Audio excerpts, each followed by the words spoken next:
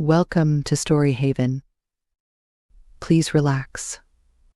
Remember to like, subscribe, and enjoy.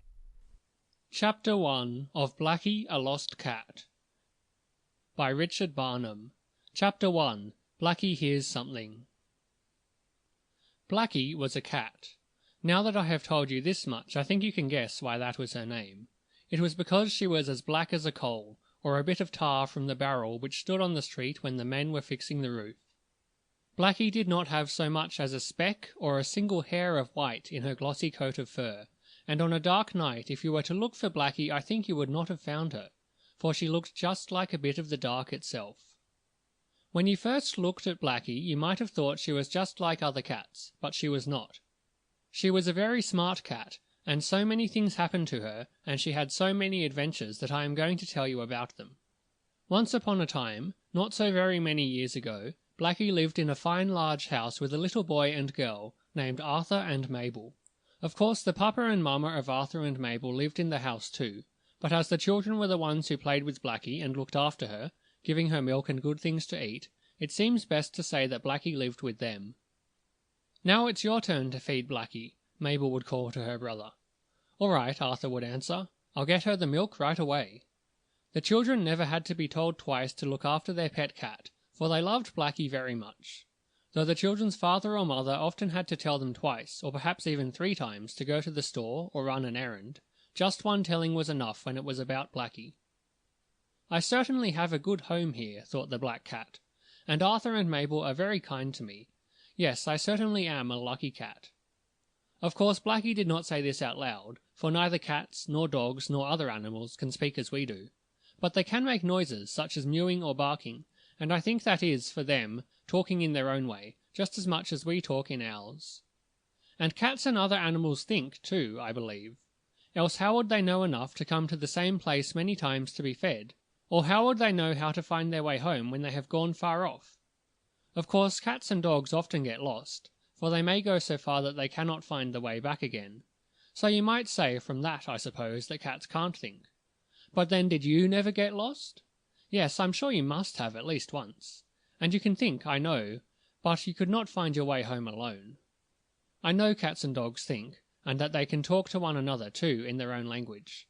So it isn't at all strange that Blackie should think about what a good home she had, and how kind the little boy and girl were to her. "Now, Blackie," said Mabel one day, as she got ready for school, "be a good cat today, and don't run off." "Put the red ribbon with the bell around her neck," said Arthur, as he gathered up his schoolbooks. "Then if Blackie goes away we can listen for the bell and find her." "Oh yes, that's what I'll do," said Mabel. "Here, Blackie," called the little girl, "come and have your ribbon put on." There was a pretty red ribbon for Blackie's neck, and it always looked nice on the cat, because black and red seem to go well together. I think they match, as the ladies say, though I don't know much about such things. I know when a team of horses match and go well together, and when 2 dogs or 2 cats are well matched, but I'm afraid I can't tell much about ribbons and such things matching. Anyhow, a lady told me black and red matched, or went well together, and I guess she is right. And I know that the red ribbon looked very pretty on Blackie's neck, for I saw it there myself. "There!" exclaimed Mabel, as she tied the ribbon into a pretty bow. "Now you won't get lost, Blackie, and when I come home from school I'll find you here."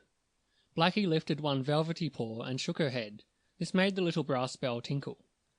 "You can hear that a good way off," said Arthur. "When I come home from school I'm going to try to teach Blackie the trick of standing in the corner." "She can do one trick now," said Mabel. "She can jump through my hands when I hold them in front of her like a hoop."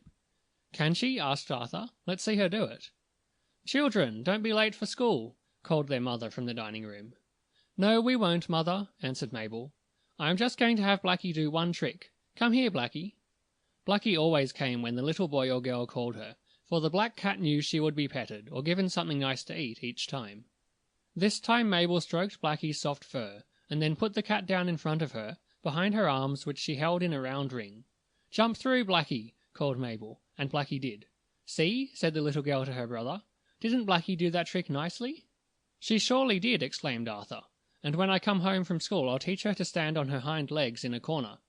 "Come now, children, run along," called the mother, and Arthur and Mabel, having each patted Blackie once more, hurried off to school.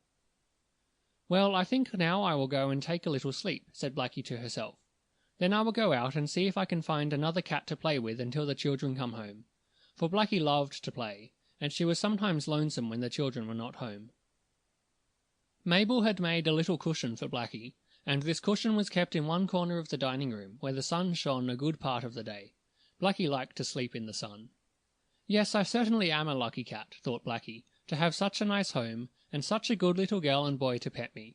I have a nice red ribbon, too, and a bell. Not many cats have things as nice as I." Blackie was sure of this, for a number of times she had seen on the back fence other cats, whose fur was all scraggly and rough, who looked poor and thin, and who seemed scared almost to death. Once Blackie had spoken to one of these cats, and the cat had told Blackie how hungry he was. "Why don't you go home and eat?" asked Blackie. "Home? I have no home," sadly exclaimed the strange cat.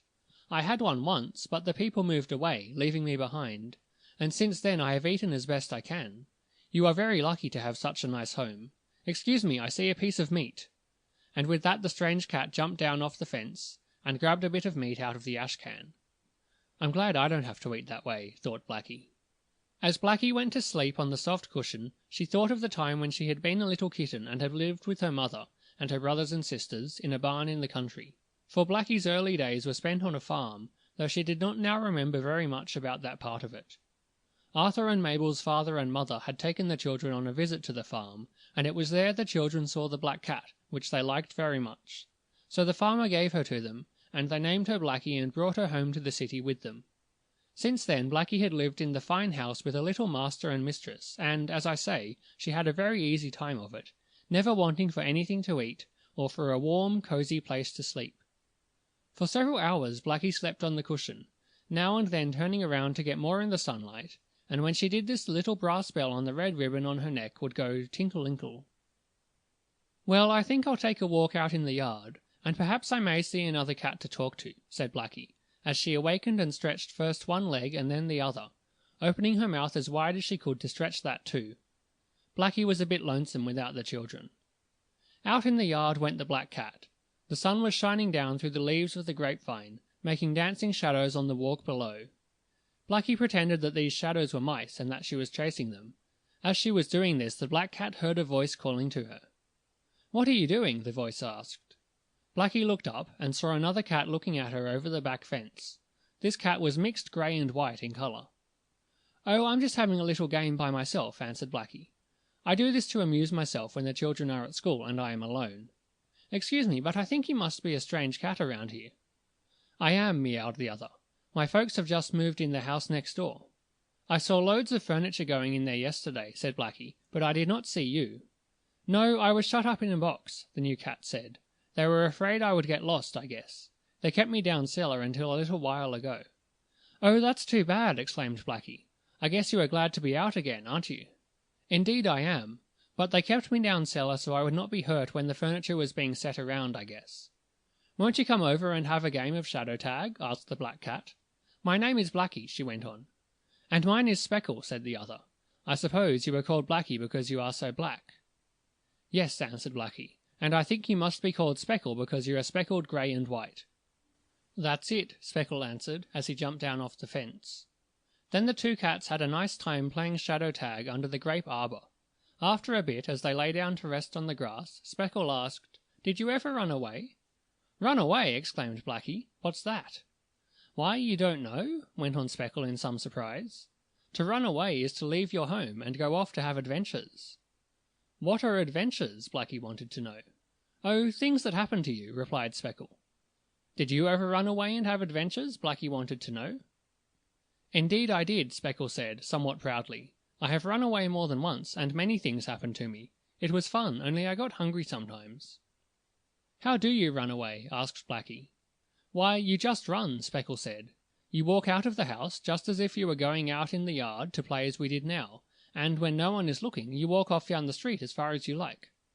"Oh, I thought you said run," exclaimed Blackie. "Now you are talking about walking away." "It's all the same thing," Speckle explained. "You can't run all the time you are running away. You have to walk part of the time or you would get very tired. You just try it some day." "Perhaps I shall," Blackie said. "I'll think about it. I have certainly learned something today. Arthur spoke about teaching me a new trick when he came home from school, but I have learned something all by myself, and that is how to run away. I believe I'll try it." "Do," said Speckle. "Let me know when you are going, and perhaps I'll go with you." "Excuse me," said the mixed-colour cat, "but I hear them calling me. I guess my dinner is ready." And with that the other cat jumped back over the fence. End of chapter 1.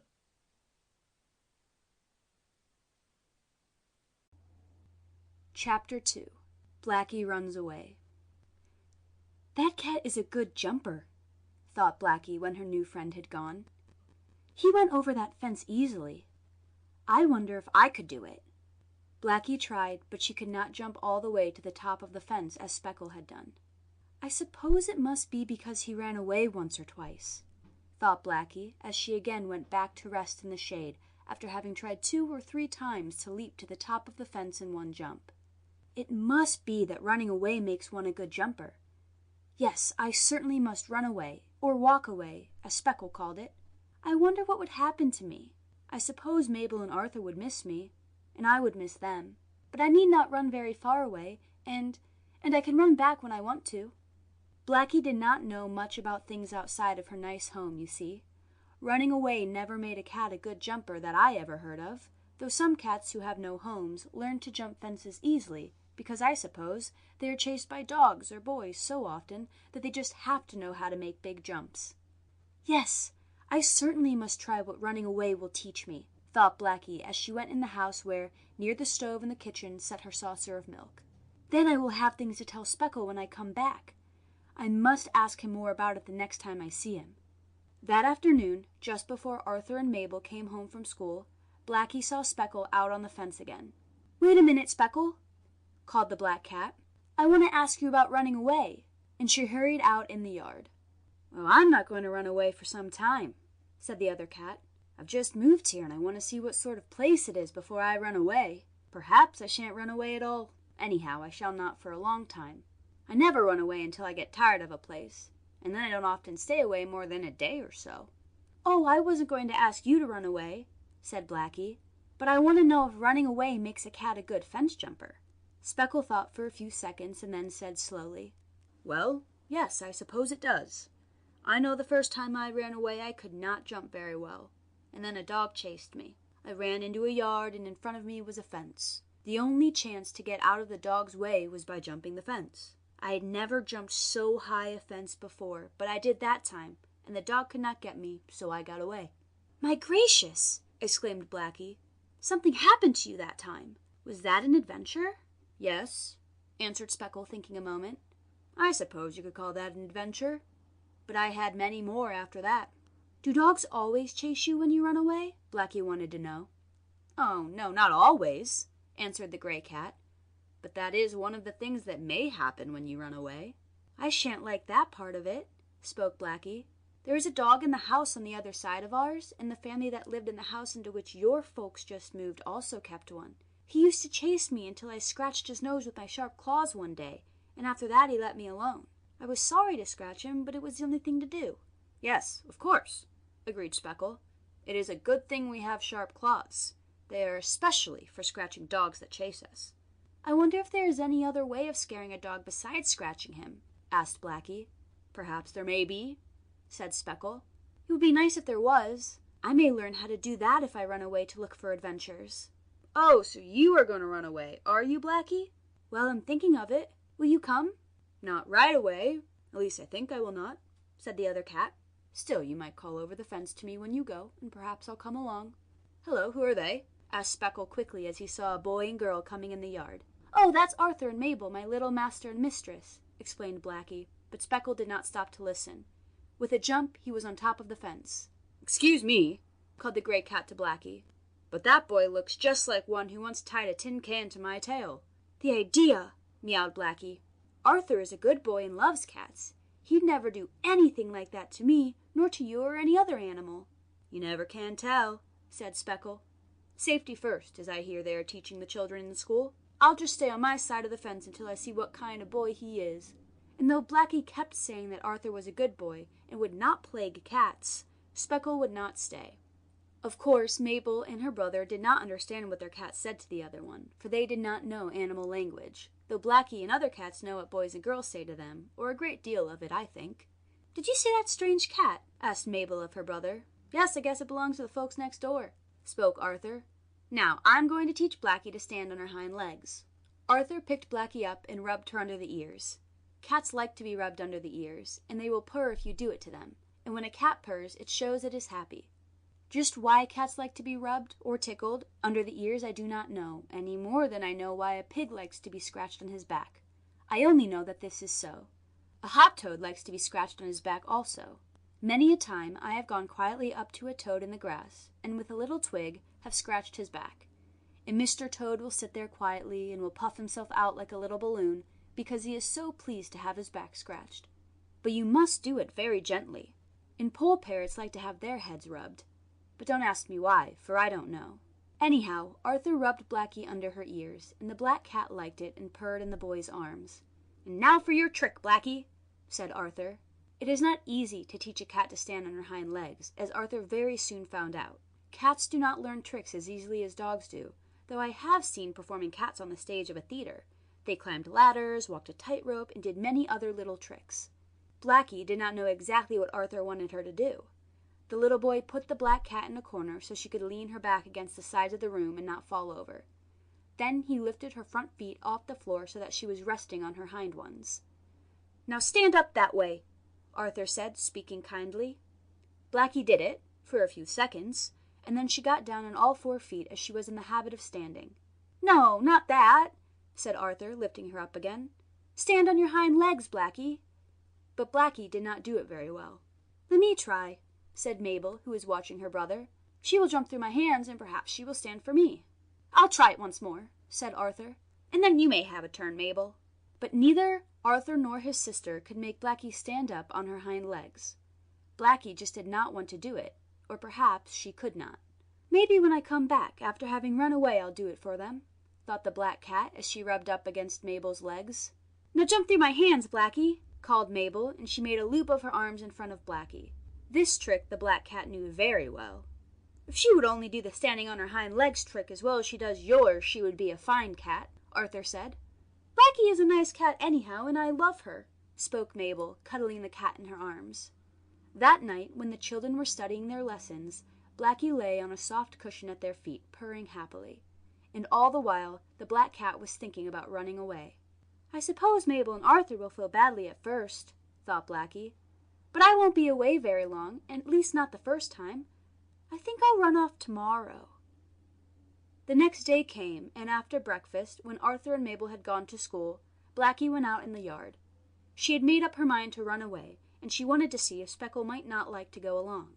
Blackie did not have to pack up any clothes or take anything to eat with her when she started to run away. Cats can't do those things. The only clothes they need is their coat of fur, and that is always with them. I have seen dogs with little blankets on, and even a sort of overcoat, but cats are different and do not wear them. And Blackie could not take with her anything to eat. She thought she would have no trouble in picking up what she wanted as she went along. "I may even stop in a house some day and get milk," the black cat said to herself. Out in the yard she went, close to the fence. "Meow!" called Blackie to Speckle. "Come on out, I want to speak to you." "What is it?" asked the gray cat, sticking his head up over the fence. "I'm going to run away," answered Blackie. "Don't you want to come along?" "My goodness! Run away!" exclaimed Speckle. "So you have made up your mind, have you?" "Yes, I'm going. Will you come?" "No, I think not," Speckle said slowly. "I don't believe I'll run away today. You see, I have hardly gotten to know all the cats around here yet. I'll wait a while. But don't let me keep you from running if you really want to go." "Yes, I do want to go," Blackie said. "Perhaps when I come back I may be able to jump a fence as well as you, and I may do the standing on my hind legs trick that Arthur tried to teach me." "Perhaps," said Speckle. "Well, good luck to you." "Thank you," answered Blackie. Then she looked toward the house. No one was watching her. Blackie went slowly down the front walk to the street. "I don't need to run at first," she thought. "I'll begin to run when I get out of sight of the house. The children can't see me, for they are at school, and I am glad of it, as they might cry if they saw me going.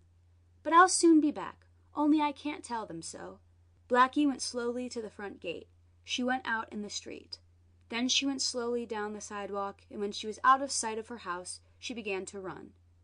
"Now," said Blackie to herself, "at last I am really running away." End of chapter 2.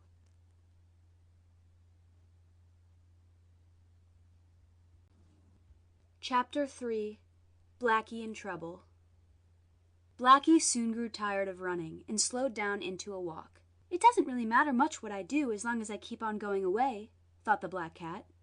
"I can walk or run, so Speckles said, and he ought to know, for he has run away a number of times." Blackie walked on and on down the city street.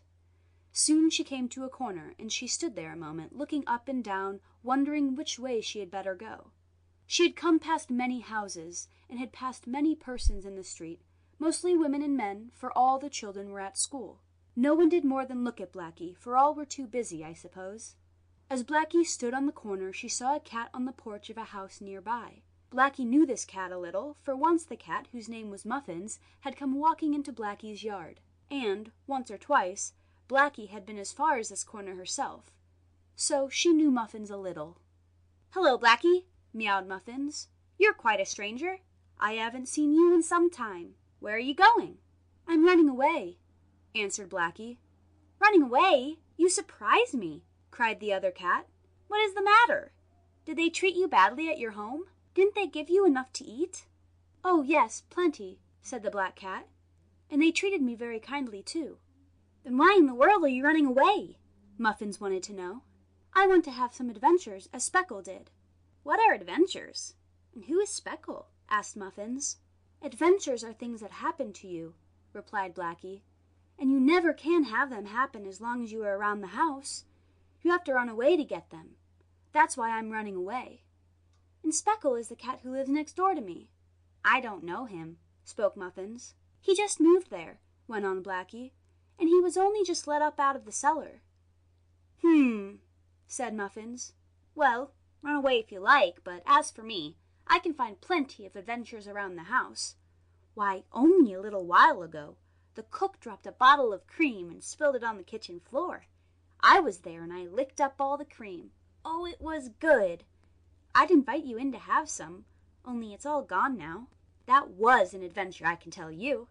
"Yes, cream is good," said Blackie, "but I don't call that an adventure." "No?" asked Muffins. "Then, pray tell me, what is an adventure?" "Oh, when a dog chases you and makes you jump a higher fence than you have ever before leaped over," said Blackie. "That is an adventure." "Yes, I should say so," agreed Muffins. "It's a kind I shouldn't like. I'd rather have our cook drop another bottle of cream." "Oh, well, of course all adventures that come to you when you have run away aren't dog-chasing ones," said Blackie. "I only spoke of that one because Speckle told me. I really never had any adventures myself, so I can't tell you about them. But anyhow, I am running away. Would you like to come along?" asked Blackie politely of Muffins. "No, I thank you. I'm going to stay here. Home is good enough for me. But where are you going to run to, if I may ask?" "Oh, not any special place," answered the black cat. "I am just going to run, that's all." "What? And not know where you're going? That's queer. I should think if you ran away you'd have a place to run to." "Not at all," said Blackie. "Speckle ran away many times, and he never said anything about going to any special place." Muffins shook her head. "It doesn't seem right," she said. "I'd want to know where I was going, even if I ran away." "That's part of the adventure, not knowing where you're going," said Blackie. "Now I can go up the street or down the street just as I please.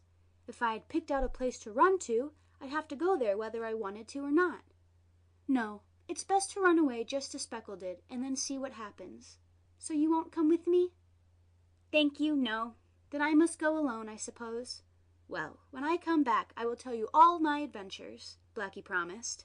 "Yes, do," invited Muffins. "I should like to hear about them, even if I cannot go myself." Then the two cats said goodbye in cat talk, and Blackie turned down the side street.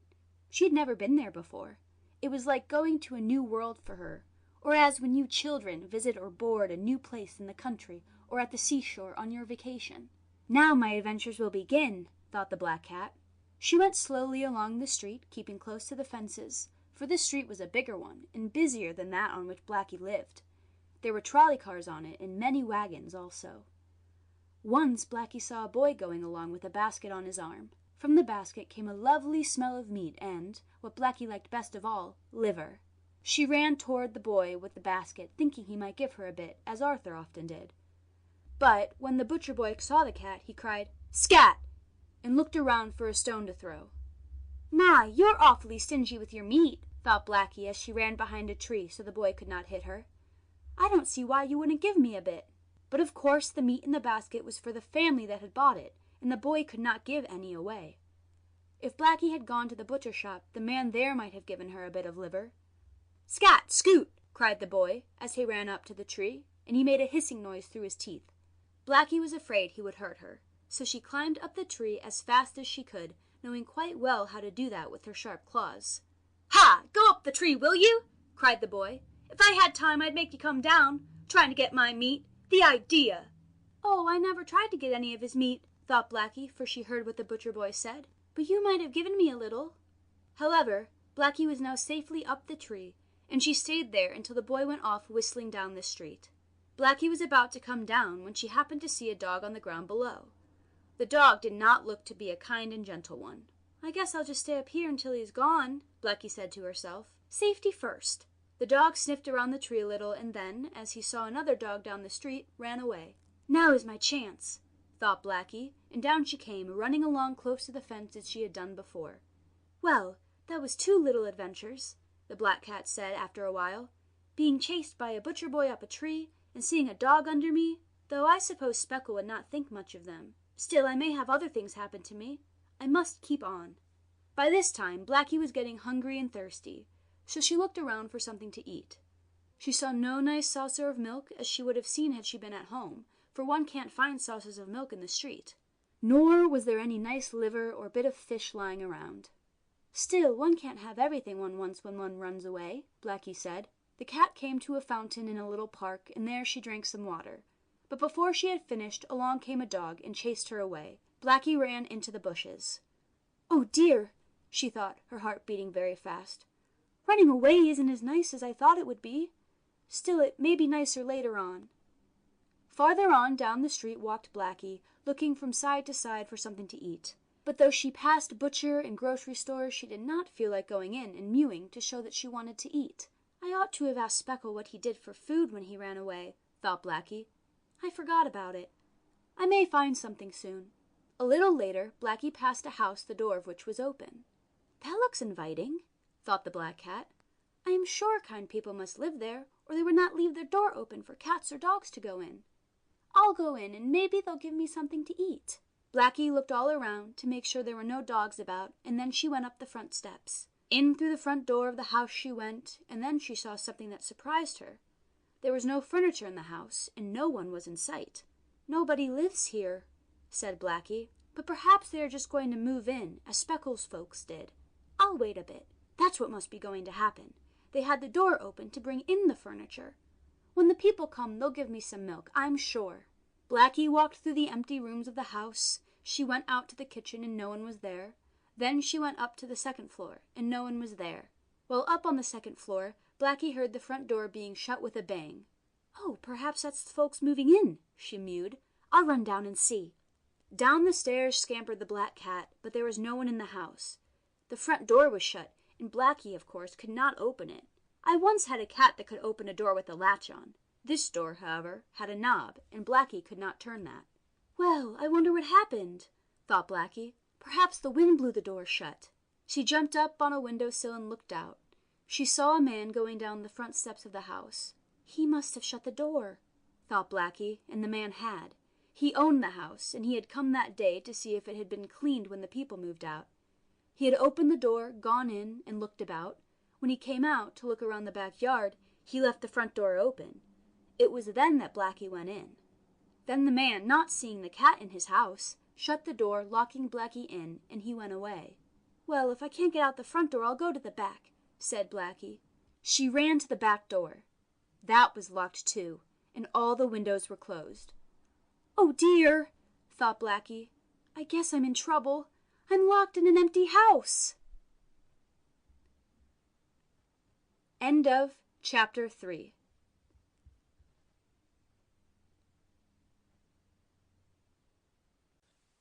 Chapter 4. Blackie Gets Out. Blackie was quite a wise cat in her way. When she had been a little kitten in the country with her mother, her brothers and sisters, she had learned many country things, such as all cats must learn. And when she had been brought to the city she learned some city things. So you see she had been educated, you might say, to country life and city life. But what I am going to do now I don't know, thought Blackie. Here I am, locked in a house that has no one in it, though maybe if I wait long enough a new family may move in. But if they don't come very soon I'll starve, unless I can get out. It's a good thing it is summer, for I won't get cold. The weather is nice and warm. Blackie walked slowly through the different rooms of the empty house. She thought perhaps she might find a window open, though when she had first looked she saw none. But there might be a pantry or a cupboard with an open window, thought the black cat. I might not have seen it at first. So she went carefully all over the first floor. Not a window was open. The man who owned the house had made sure all were closed, for he did not want rain to come in during a storm. So there was no way Blackie could get out from the first floor. Of course she might have jumped against a pane of glass and broken it, for she was a heavy cat, but if she did that she might cut herself. Well, if I can't find a window open down here, I may find one open upstairs, thought Blackie. I guess it wouldn't be too far to jump from there, or I may be able to jump in a tree and climb down, if a tree is near enough to an open window. Blackie went upstairs and looked for an open window, but alas, there was none. True, the black cat did find a tree growing close to a window, but there was no way of getting out in it. Oh dear, thought poor Blackie, I certainly am in a lot of trouble.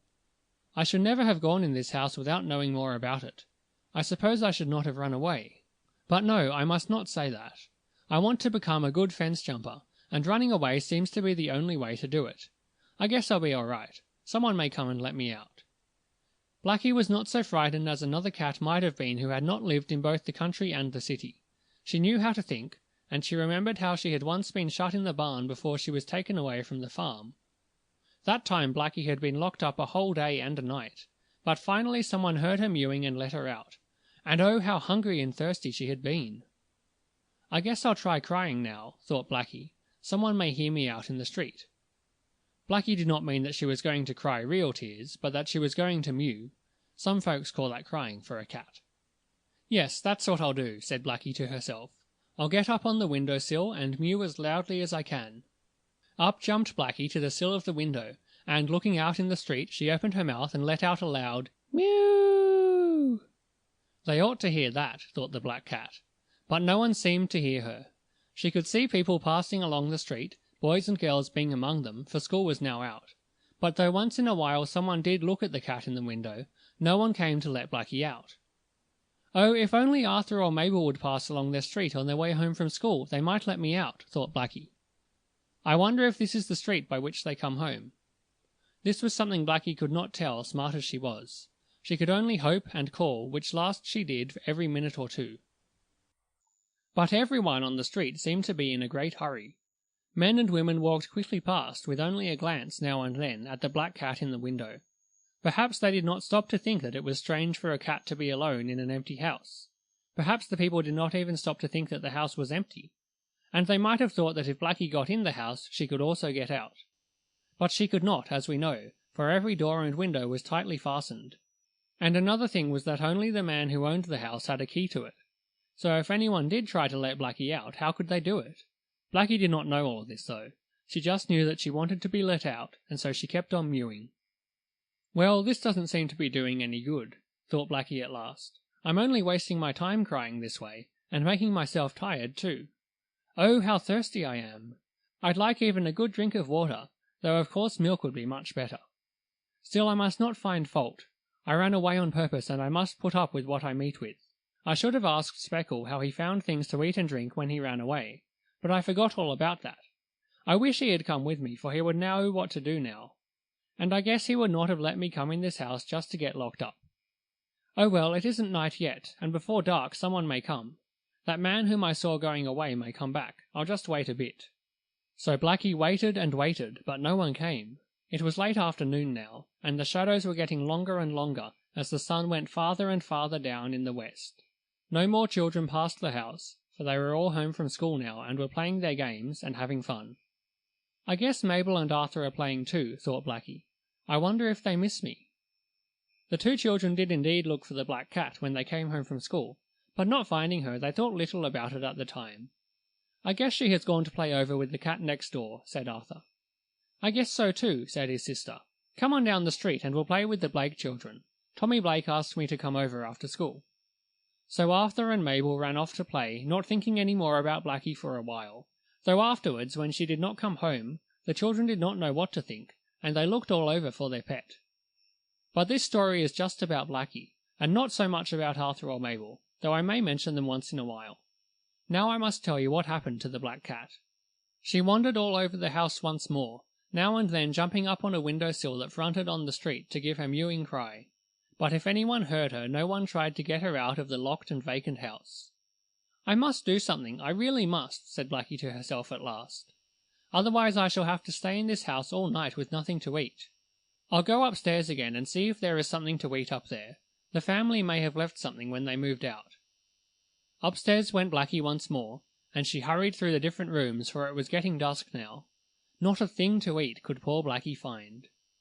At last she came to another flight of stairs that seemed to lead up to the roof. Why, that's queer, said the black cat.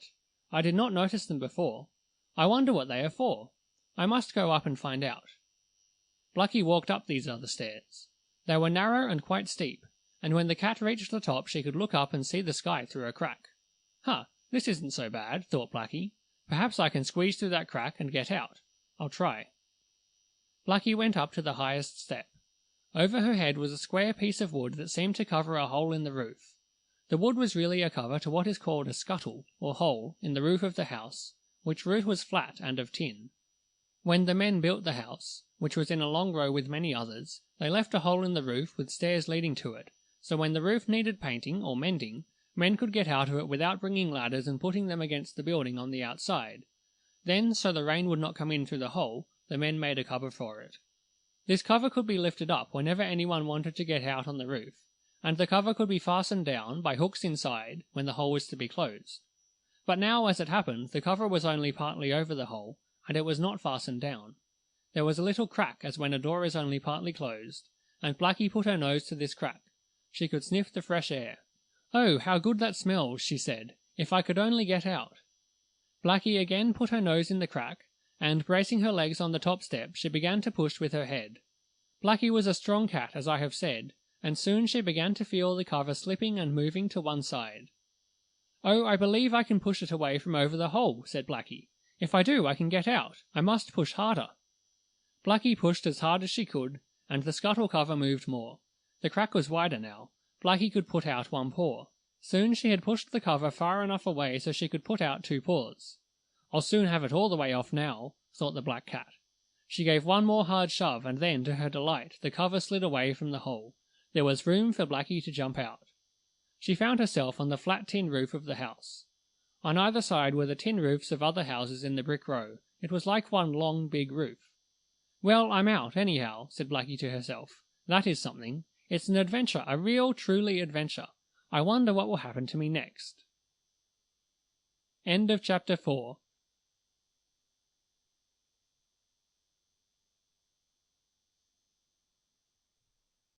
Chapter 5. Blackie Finds a Friend. Blackie was now out of the vacant house, it is true, but, for a time, she did not feel much better off.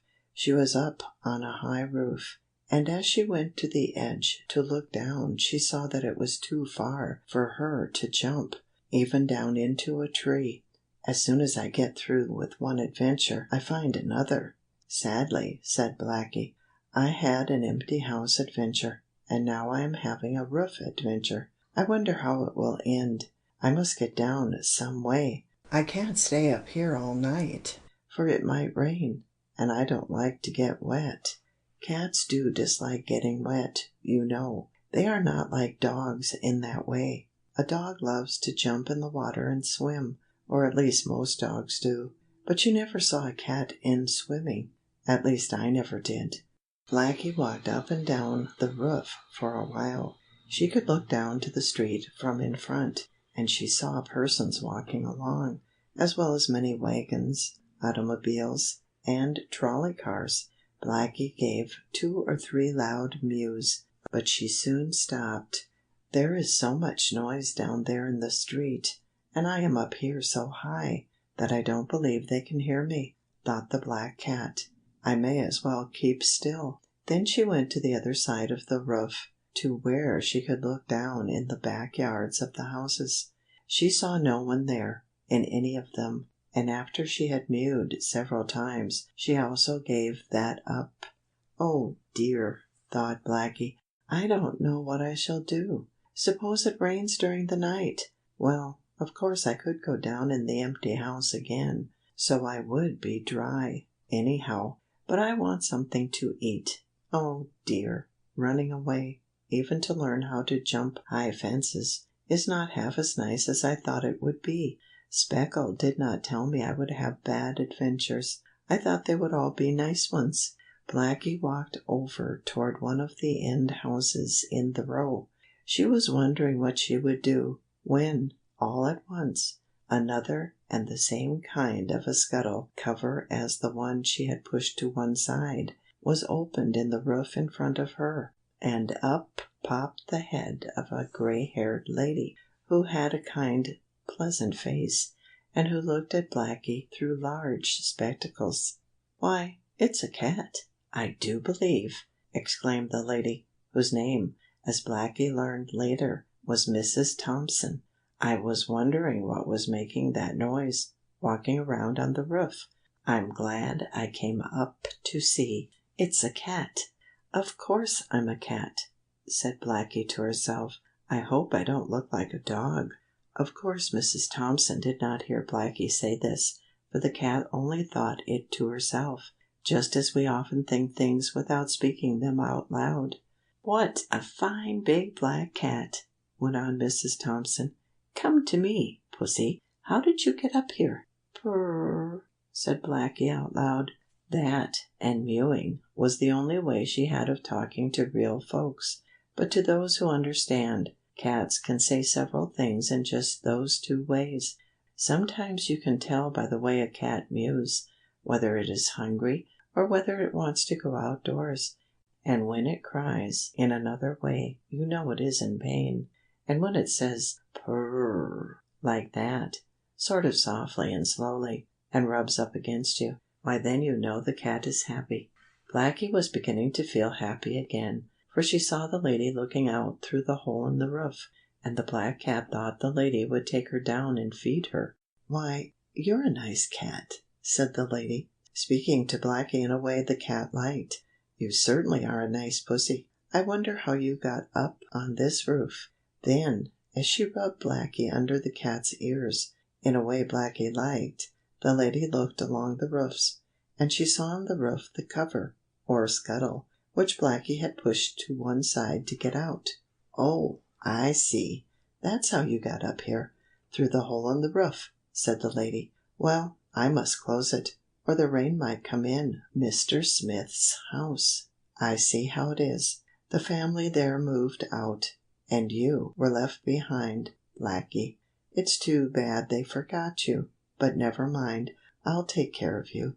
Of course Mrs. Thompson was not right in thinking Blackie had been left behind by the family that had moved away, but Mrs. Thompson did not know that Blackie had run away, and had wandered in the vacant house by herself, and Blackie could not tell.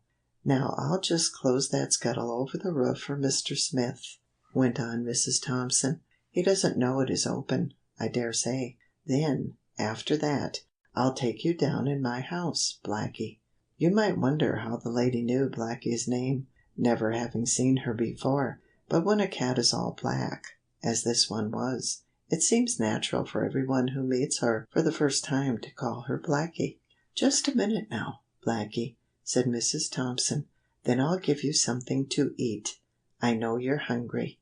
Blackie was mewing her hungry cry, and the lady knew enough about cats to know it.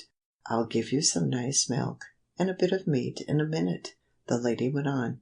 "Just wait until I close Mr. Smith's scuttle."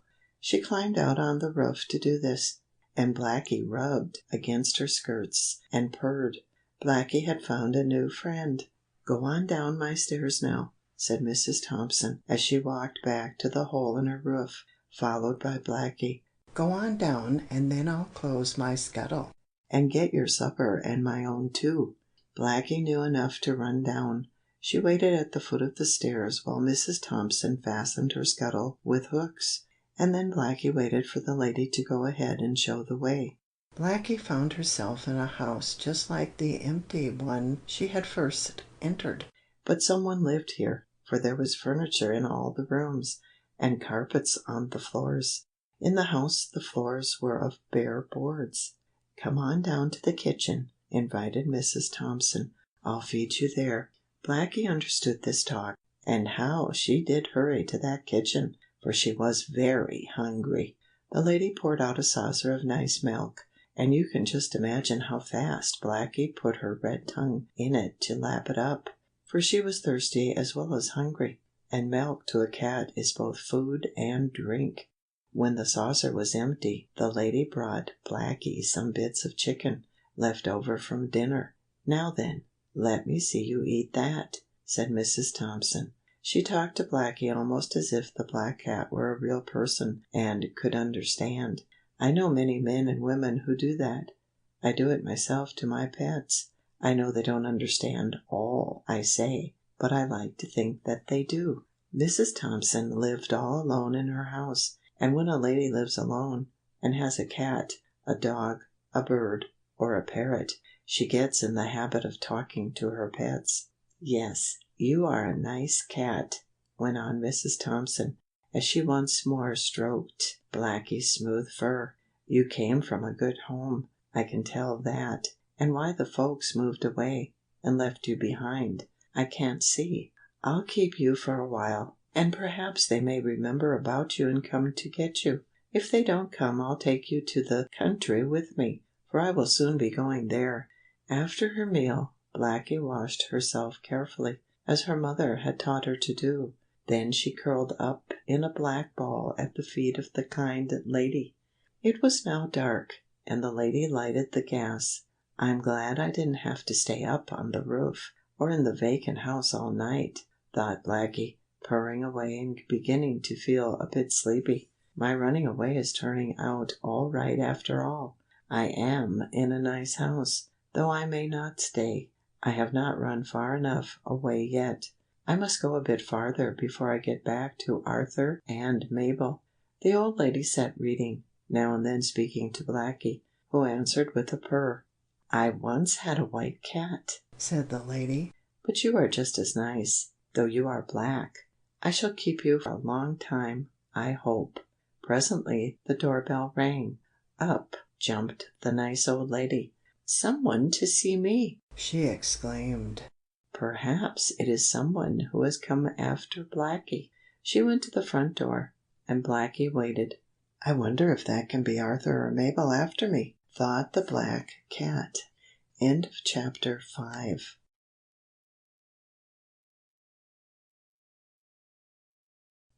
Chapter 6. Blackie in a basket. Blackie, who had walked from the sitting room, where the old lady had been reading, out toward the hall, heard voices as the front door was opened. "Come in," invited Mrs. Thompson. "I just thought I'd step over to see how you were," spoke a strange voice. "That isn't Arthur or Mabel," thought Blackie, for she knew the voices of the children. "I thought perhaps you might be lonesome," said the visitor. "Well, I was lonesome," said Mrs. Thompson, "but a little while ago I heard something up on the roof. I went up, opened the scuttle, and what do you think I found?" "Not a baby! Don't tell me it was a baby!" exclaimed the other voice, which was that of a lady. "No, it wasn't a baby," spoke Mrs. Thompson, with a laugh. "So of course I'll not tell you it was. Come in the sitting room and see." "Oh, what a fine big black cat!" cried the other lady, leaning over to pet Blackie. "Where did you get her? Oh, isn't she a beauty?" "That's what I found up on the roof," explained Mrs. Thompson. "It was the cat I heard walking around, and I brought her down to my house with me." "How did she get on the roof?" asked the other lady. "Why, she got out through that vacant house where the family lived that moved away. I don't know their name, as they did not stay in this block long, but they must have left the cat behind, and she made her way up to the roof." "No, I don't believe those people had a cat," said the other lady, "so I don't believe they left this one behind. I would have known if they had a cat, for they lived right across the street from me. This cat must have come from somewhere else." "Of course I did," said Blackie to herself, as she listened to this talk. "I ran away from a good home, but I think I have found one almost as nice, though I shall miss the children. But I don't know how long I shall stay here. I may run away farther. I wish I could tell these nice ladies some of my adventures, but of course I can't, for they don't understand my language very well." The two ladies talked more about the black cat, wondering where she had come from, and all that, and every once in a while one of them would lean over and pet Blackie.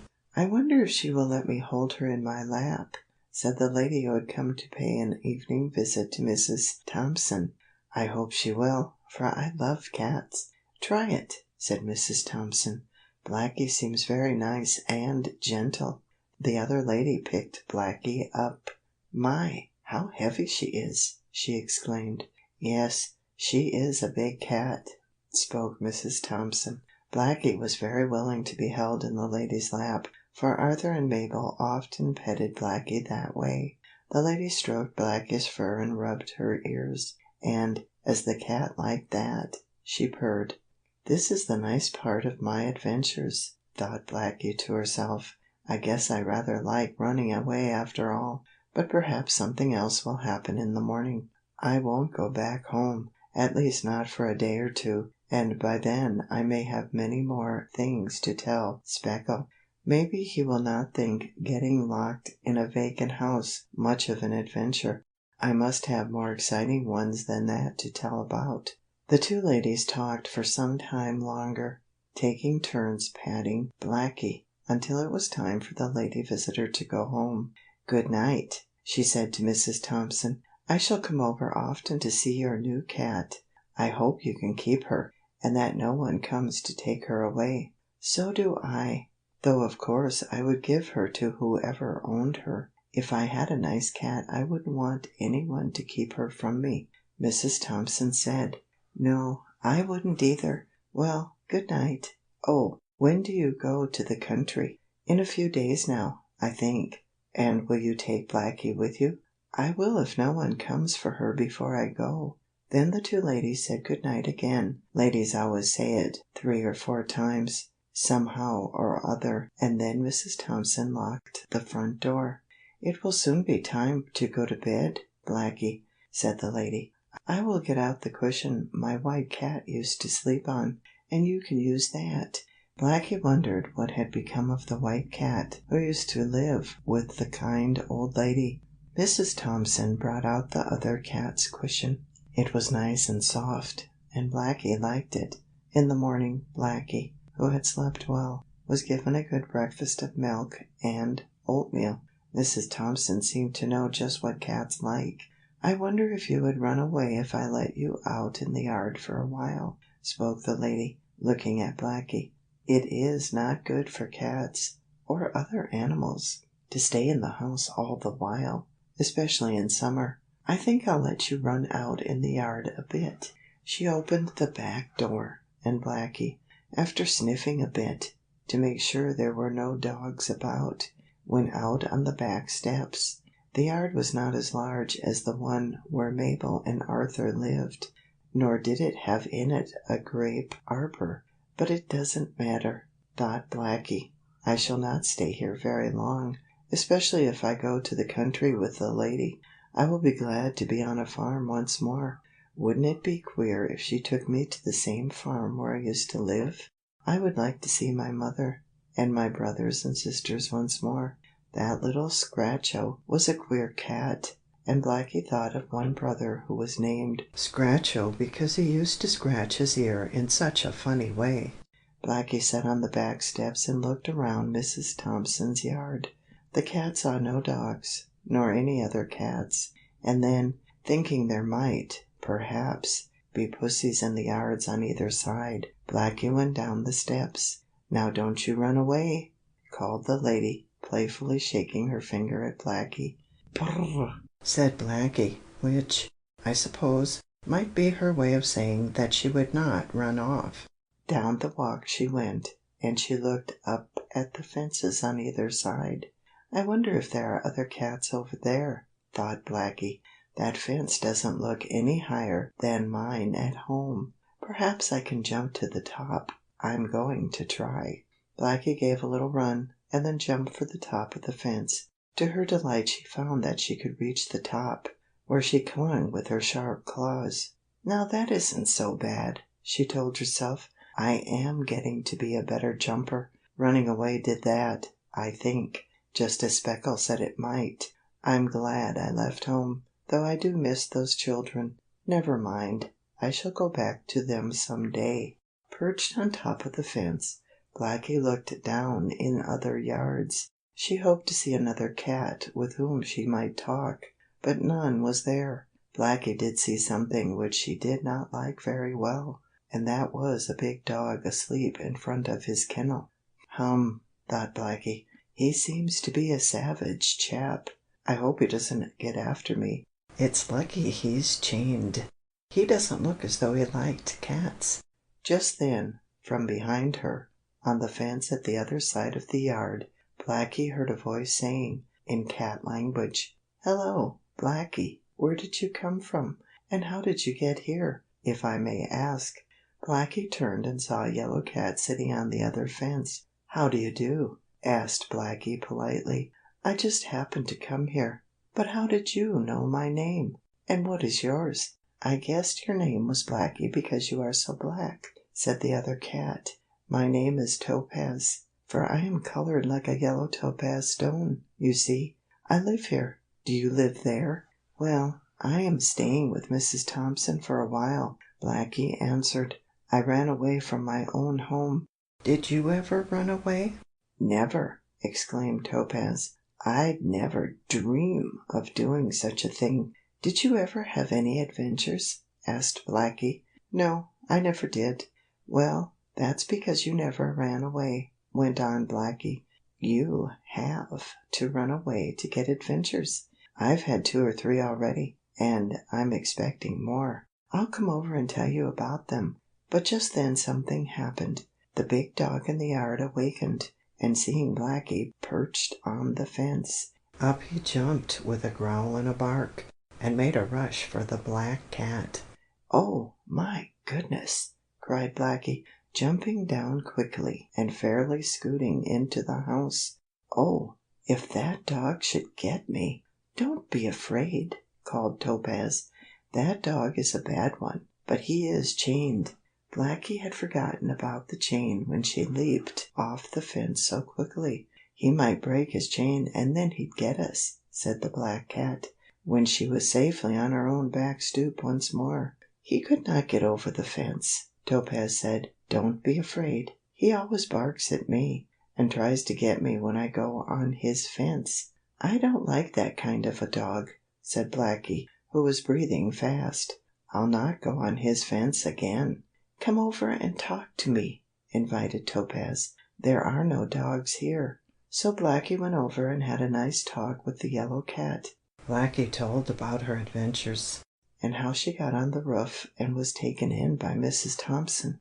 "Yes, she is a good lady, and kind to cats," said Topaz. "I go over to see her once in a while, and she gives me nice things to eat. She had a white cat once." "What happened to her?" asked Blackie. "Oh, while Mrs. Thompson was out one day a bad boy tied a tin can to the white cat's tail, and it frightened her so that she ran away, and never came back. We never saw her again." "That was too bad," said Blackie. "It was an unpleasant adventure." "It's best to stay home," spoke the yellow cat. "No adventures for me." "If you don't have adventures you will never be a good fence jumper," Blackie said. "Speckle, the cat who lived next door to me in my other home, told me so." "Well, Jumping fences isn't all there is in life," spoke Topaz, as she washed her face with her paw. "Here, Blackie, Blackie," called Mrs. Thompson from the back step. "It's time for your dinner. Come and get it." "Excuse me," said Blackie to the yellow cat. "I have to go now. I'll see you this afternoon." That afternoon, and several other times later, on different days, Blackie and Topaz met on the back fence and talked. Blackie was getting to like it more and more in her new home, but still she was thinking that she did not have adventures enough. Every once in a while she would get up on the fence to look at the big dog, and whenever he saw her he barked and growled, and tried to break his chain to get loose, but he could not. One day something new happened to Blackie. Mrs. Thompson had been very busy packing trunks and getting ready to go to the country, and this day she said, "Come, Blackie, if you are going to travel with me I must put you in a traveling basket so I can take you on the train." She lifted Blackie up in her arms, and the next thing the black cat knew was that she found herself in a basket, with a cover shut tightly over the top. "Well, this isn't so very nice," thought the black cat, "but still if we are going to the country, it may be all right. It's part of the adventure, I suppose." Then Blackie felt herself being lifted up and carried along. "I wonder what is going to happen now," thought the black cat. End of chapter 6.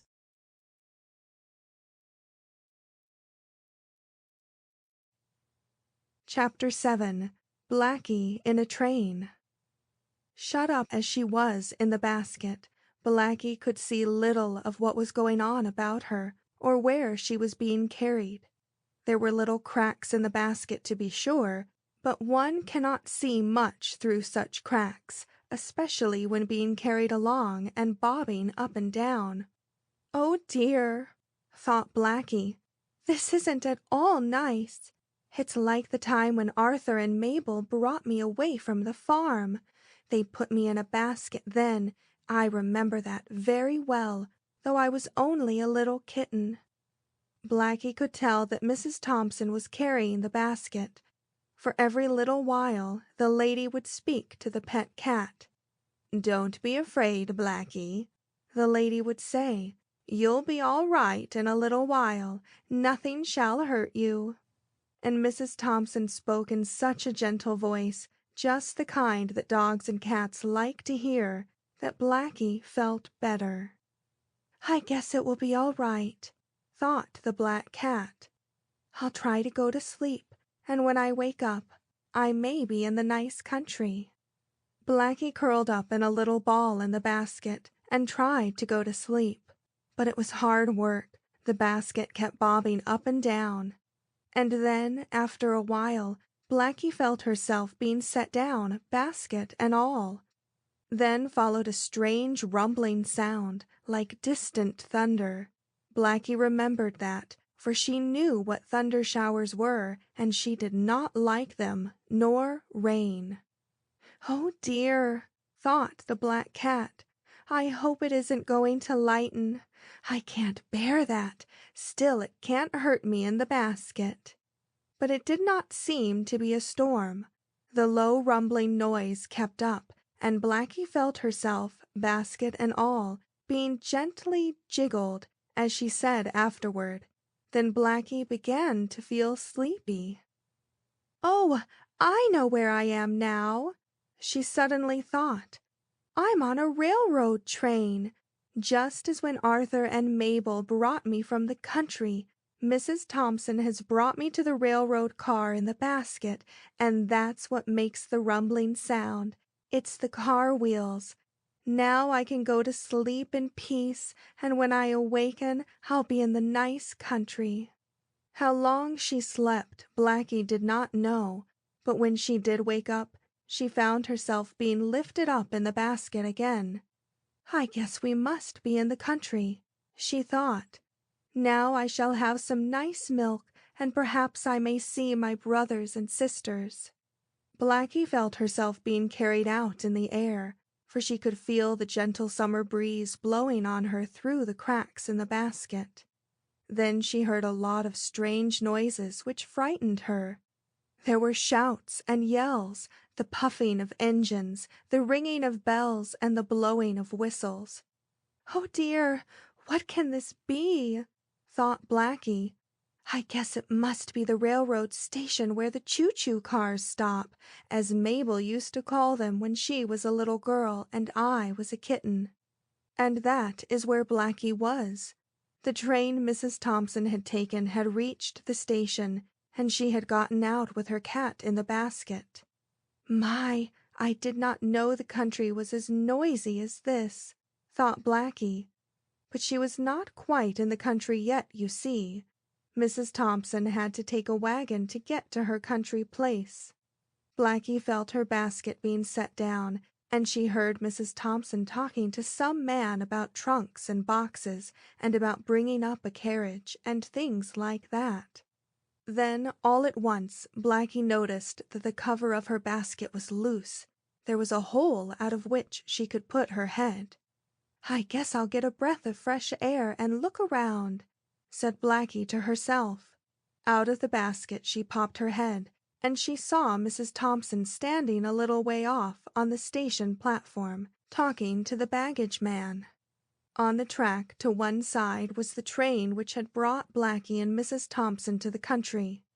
The engine was puffing and the bell was ringing, for the train was about to start off again. All of a sudden there was a dreadfully loud noise, almost like a gun being fired, and then followed a loud whistle. "Whoo-ee! Oh my!" cried poor frightened Blackie to herself. "This is dreadful! It must be a terribly big dog after me. I'm not going to stay in this basket and be bitten." With that, Blackie gave a sudden jump, and out of the basket she went, knocking it over. The whistle of the steam engine and the loud noise, which sounded like a gun, but which was only the locomotive giving a strong puff of steam to get started. All these noises kept getting louder and louder, and Blackie was so scared that she ran along the station platform until she found some boxes and barrels, and in among these she ran to hide. "At least the dog can't get me in here," thought the black cat. "I am safe for a time. Oh, what a lot of adventures I am having! I guess even Speckle would say these are enough to make one a good fence jumper.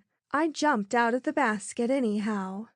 Hidden as she was behind the boxes and barrels, Blackie could not see Mrs. Thompson now. "I'll just stay here until everything gets quiet," thought Blackie. "Then I'll come out and go to Mrs. Thompson's country house, for I like her, and I'll stay with her a little longer before I go away again, and make a journey back to Arthur and Mabel." Blackie did not stop to think that perhaps she might not be able to find her way to Mrs. Thompson's country house, which the black cat had never seen. All Blackie thought of was hiding away from the noise. The train puffed away, and it grew more quiet about the station, and still there were quite a number of sounds. Men and boys walked up and down the platform, whistling and calling to one another. "I won't walk out yet," thought Blackie. Meanwhile, Mrs. Thompson, having finished telling the expressman all about bringing her trunks to the country house, looked around for the basket which Blackie was in. She saw the basket turned on its side, but no cat in it. "Oh dear!" cried Mrs. Thompson. "Where has Blackie gone? Blackie? Blackie! Where are you?" But Blackie did not mew or purr in answer. She did not even hear Mrs. Thompson calling, for just then a baggage man wheeled a rumbling truck along the platform, and it made a great noise. "Oh, where can my nice cat have gone to?" asked Mrs. Thompson. "I must find her. Did anyone see her?" "I saw a black cat jump out of the basket just as the engine whistled," said a man. "That was Blackie," said Mrs. Thompson. "Which way did she run? I'll give you $1 to get her back." "She ran down the platform," spoke another man. "I'll see if I can find her for you." "And so will we," said 2 or 3 boys. They would have been glad to find Blackie to get the $1, I guess. Then began a search for the black cat, but no one found her, for Blackie well knew how to hide in among the boxes and barrels. "Well, I guess she has run away," said Mrs. Thompson at last. "I'll have to go on to my country house alone. If any of you men around the depot find her, please save her for me." "We will," said the railroad men. Mrs. Thompson drove away in a carriage, taking the empty basket with her. "I'm so sorry I had to run away from such a nice lady," thought Blackie in her hiding place. "I'll go back to her after dark." Blackie was not hungry, for she had been well fed before being shut up in the basket. She curled herself snugly up and waited. Pretty soon the men and boys stopped looking for her, and after a while it grew more quiet about the railroad station. "I guess I can come out now and look around," thought the black cat. "I'll start off in the country, and I ought to be able to find Mrs. Thompson's house. I think she must live in a quiet place, for she was so quiet in her city house, living all alone except for me." Blackie stuck her nose out a little way from in between 2 barrels. She sniffed the air, and she smelled no danger. Then she looked around and came out. She ran down the platform a little way. There were no trains at the depot now, for which Blackie was glad. "Now for a nice trip to the country," thought Blackie. She looked across the road and saw that the station was near a little country town. There were wagons going up and down the street, but not as many as in the city where Blackie had come from. "I wonder if I can get a drink anywhere around here," thought Blackie. So she sniffed the air hard, and she smelled water. She went toward it and saw not far away a drinking fountain for horses.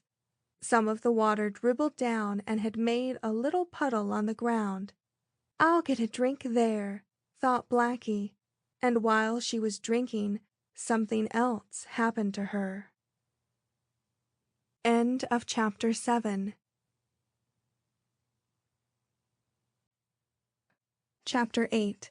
Blackie is Chased. Blackie was lapping up the water from the little puddle when all at once from behind her she heard a boy's voice shouting in eager tones, "There she is! That's the lady's black cat. She said she'd give $1 to whoever found her. I'm going to get that $1, whoop!" Blackie gave one quick glance behind her. She saw a red-haired boy running toward her with hands held out ready to grab her. "My, what's going to happen now?" thought Blackie. "Another adventure, I'm sure. Going to get $1 to catch me, is he? Well, we'll see about that." Blackie gave such a sudden spring to get away that her red ribbon, with the tinkling bell, caught on a piece of the fountain and was pulled off. "Oh dear," thought Blackie. "There goes my nice ribbon. Mabel will be sorry when she sees that it is lost. And I'm sorry too, but I can't stop to get it now. No, indeed, I must get away from that boy." Blackie thought all this in a flash as she sprang away from the fountain, leaving the red ribbon and bell behind her. She had not had half enough water to drink, but going thirsty was better than being caught by a boy. Blackie had not heard all the boy said, nor did the black cat stop to think that perhaps the boy was only going to catch her so he could give her back to Mrs. Thompson. That was really what the boy was going to do. He did not mean to hurt Blackie, but all the cat thought of was that a boy was chasing her and wanted to catch her, and Blackie did not want to be caught, so she ran as fast as she could. Across the street, under a wagon, between the legs of a horse, and under an automobile, sprang the black cat. After her ran the red-haired boy.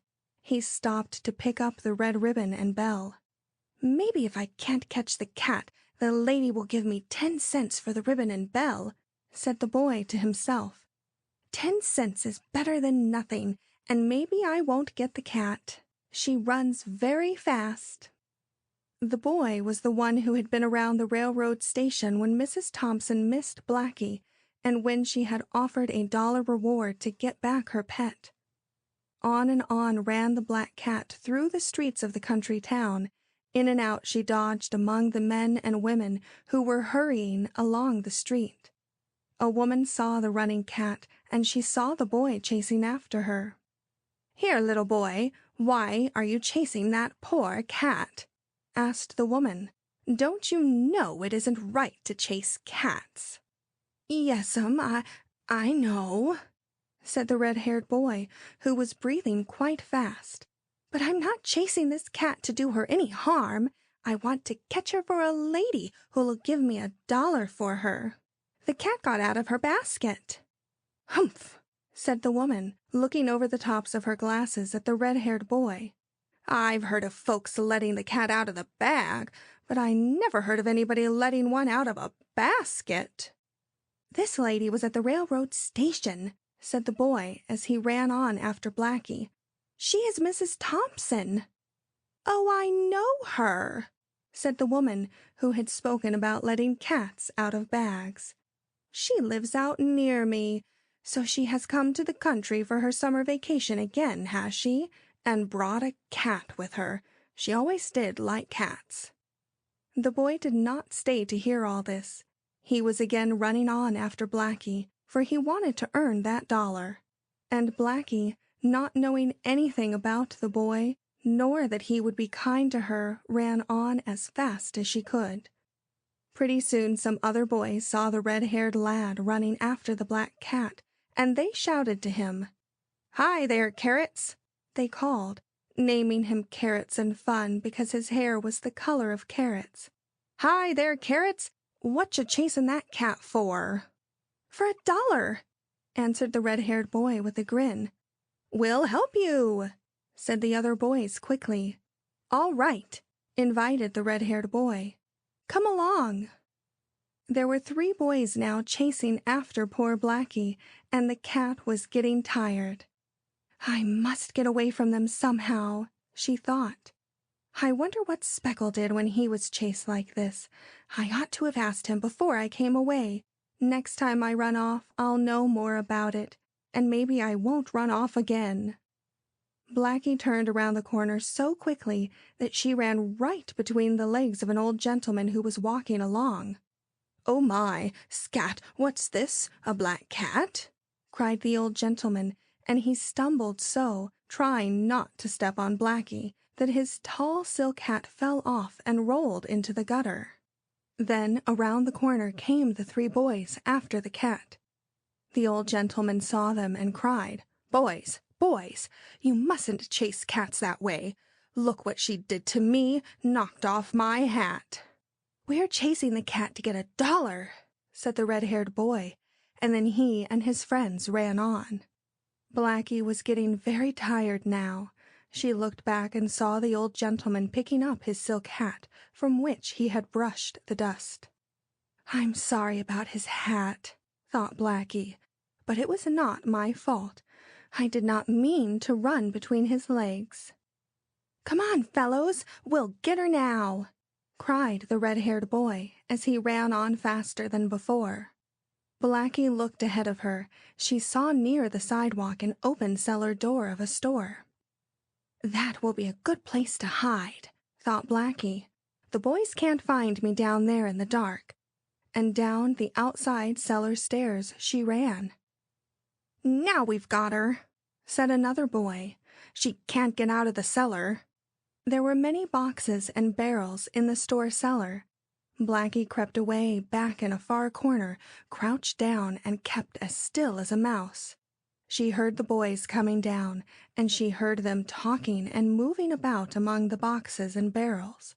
But the cellar was dark, and Blackie had a good hiding place. Not even when the boys borrowed a lantern from the storekeeper and searched in the cellar with that could they find the cat. "We'll come tomorrow and get her," said the red-haired boy. "I want that $1." Pretty soon the boys went away, leaving Blackie down in the cellar. She did not come out for a long time, and when she did it was getting dark. Blackie had found a little piece of meat in the cellar, and she ate that. She was very thirsty, but she thought she would wait until it was a little darker before she went out to look for some water, as there was none in the store cellar. A little later it grew very dark, and Blackie crept out into the street again through a hole under the cellar door, for it had been shut when the store was closed. Blackie found a little brook near the edge of the country town, and there she had a good drink. "Well, at last I can have some peace and quietness," thought Blackie. "But what am I going to do tonight? Where shall I stay? I can't find Mrs. Thompson's house at night. I shall have to wait until morning. Oh dear, this is the bad part of having adventures." Blackie did not know what to do. Never before had she been without a good place in which to sleep at night. She looked about her. She could see lights and houses here and there along the country road, but she did not know whether or not it was best to go prying around the back door of any of them. "They might take me in and feed me and keep me," thought Blackie, "but I could not tell which house has a dog living in it too, and dogs do not like cats. At least very few dogs do. And in those houses there may be bad boys, like those who chased me today. I guess I had better look for some other place to stay." Blackie wandered on until she found a barn with some hay in it. This made a warm place for her to sleep, since it was summer. "I'll stay here tonight," thought Blackie, and she did. In the morning she got a drink at the place where the farm horses were watered, and then, without anyone seeing her, Blackie went on again, down the country road. For she was in the country now, though just where she did not know. "I must look for Mrs. Thompson," thought the black cat. "I like her." All that day Blackie wandered around the country. She went to house after house, but when she saw no one who looked like the kind lady, she ran away again. Sometimes people would call to her and offer her things to eat, but Blackie was afraid. She managed to find a little to eat and water to drink. She wanted milk, but did not know where to get it. The next night Blackie slept in another barn, and she asked the cows and horses if they knew where Mrs. Thompson lived, but none of them did. "The farmer's name here is Jones," said a cow as she chewed her cud. "And he doesn't like cats. I heard him say so," spoke a brown horse as he munched his oats. "Besides, he has 2 dogs." "Then this is no place for me," Blackie replied. In the morning she hurried off again, and that day she had a strange adventure. She had come to another country town, and in a big green field she saw what she thought was a big white house. Flags were fluttering on top of it, and Blackie could hear music playing. Going into the white house were many persons, boys and girls among them. All at once a boy saw Blackie, and he called to some other boys. "Oh, look at that black cat! Let's catch her and tie a tin can to her tail." "Come on!" cried another boy. They ran toward Blackie, but the black cat ran away from them and under the edge of the white house, which Blackie found was made of cloth. Inside it were many strange animals, some in cages, and in one cage Blackie saw some straw. "I'll jump in there and hide," she said, and down in the straw nestled the cat. And then from the other side of the cage there rose a big black bear. "Who are you, and what are you doing in my cage?" the bear asked. "Oh, please excuse me," cried Blackie. "I ran in here to get away from some bad boys who were going to tie a tin can to my tail. I want to hide here." "Oh, that's all right," said the bear kindly. "Hide as much as you like. What is your name and where do you live?" "My name is Blackie," was the answer, "and I guess I don't live anywhere now. I am a lost cat." "That's too bad," said the shaggy animal.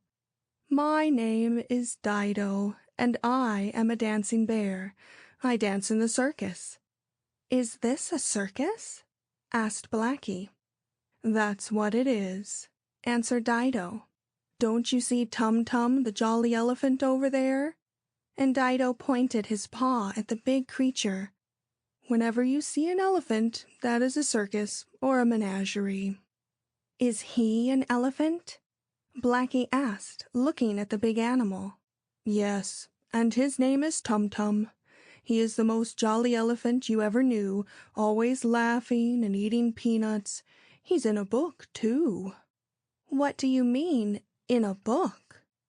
"I mean somebody wrote a storybook about Tum Tum, who had many adventures.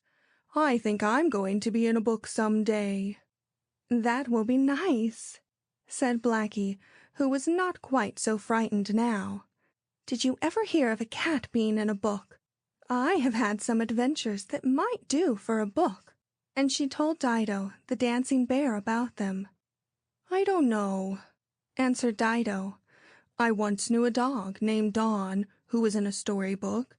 He was a runaway dog, too, and he told me. So he must be something like you.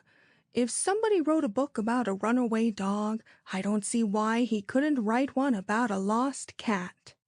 "I don't either," said Blackie, looking at Tum Tum, who was eating a bag of peanuts given him by a little girl. Then Dido told about some of his adventures, which I have already set down in a book with his name on it, just as those about Don, the runaway dog, are in his book. Dido told Blackie many things about the circus, too, and finally the black cat said, "Well, Dido, I am very glad to have met you, and I thank you for letting me hide in the straw of your cage. But now I think I will go on, if those bad boys are not around. I'll look out and see." End of Chapter 8.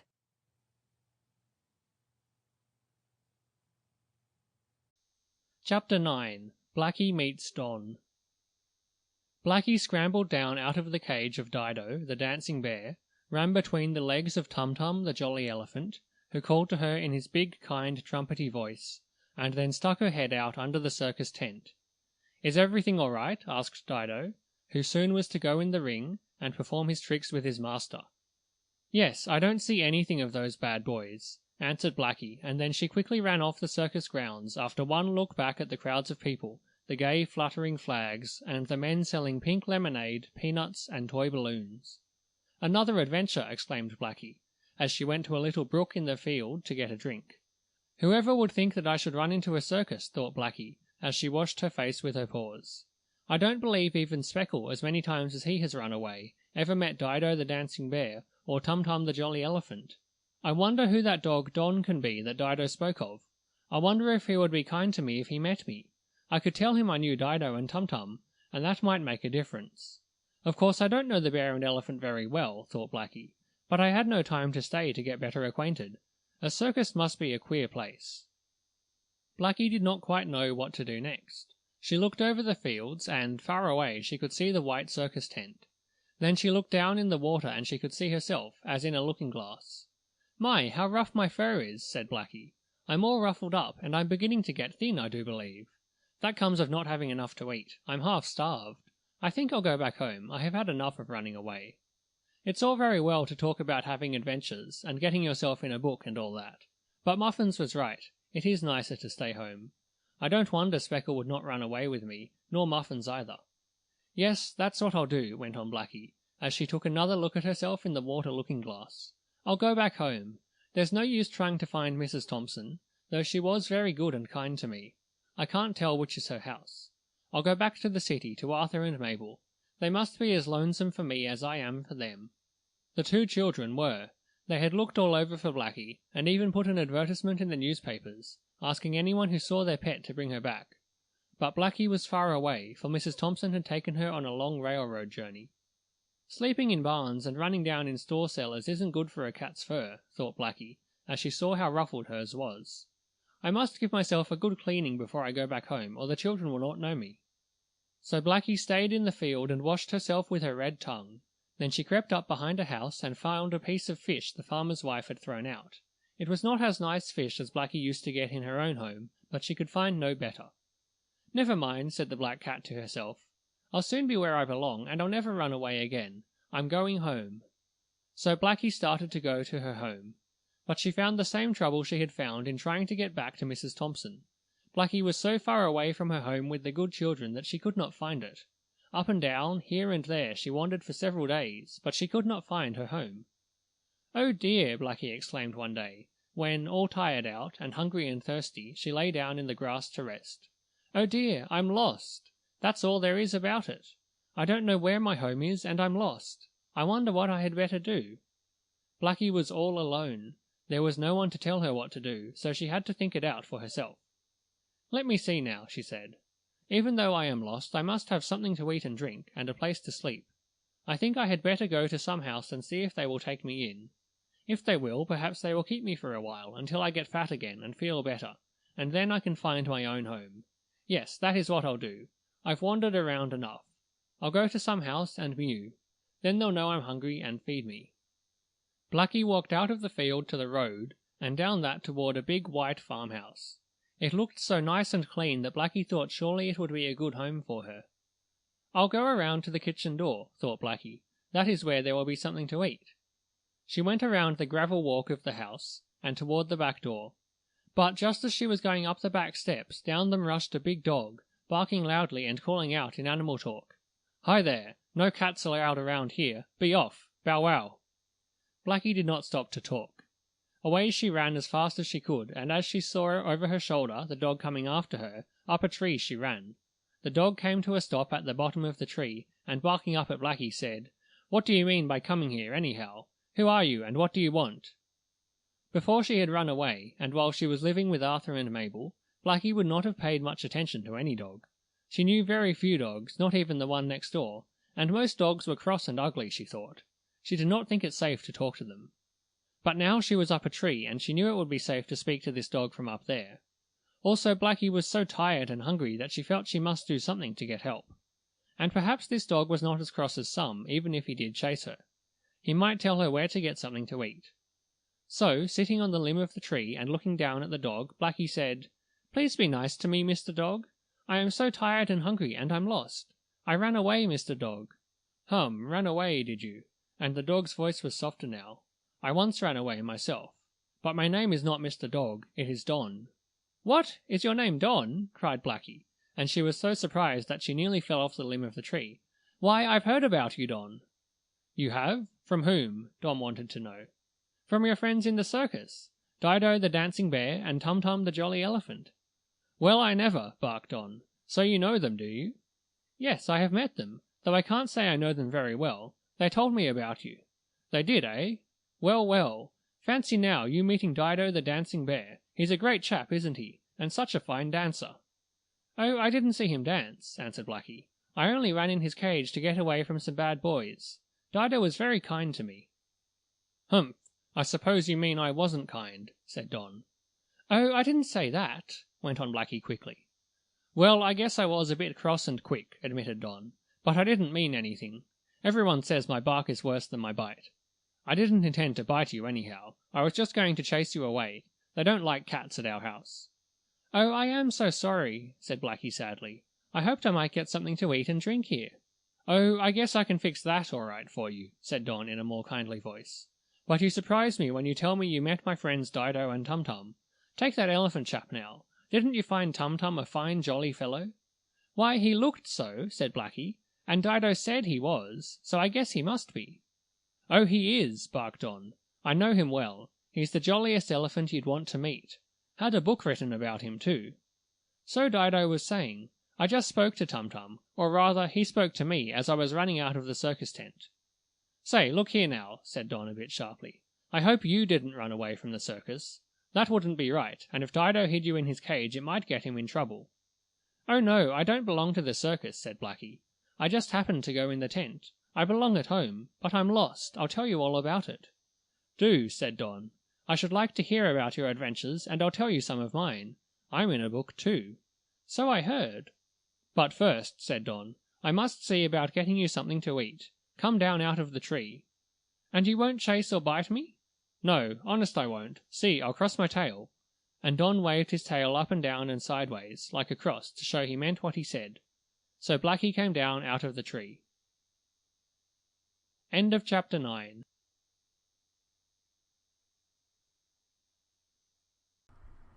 Chapter 10.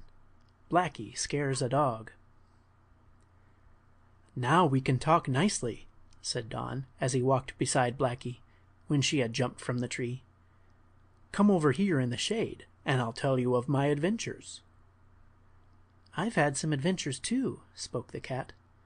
"Not as wonderful as yours, perhaps, but still they were quite some for me. I never thought when I started out that I would meet a dancing bear and Tum-Tum the jolly elephant. And I'm very glad I met you too, Don, especially since you are so good to me." "Oh, don't mention it," went on Don. "I'm sorry for what I did first. Now I'll begin." So Don told Blackie of his many adventures. But as I have written a book especially about them, where you may read them for yourself, I won't put any of them down here. "My, you had a perfectly wonderful time," exclaimed Blackie when Don had finished.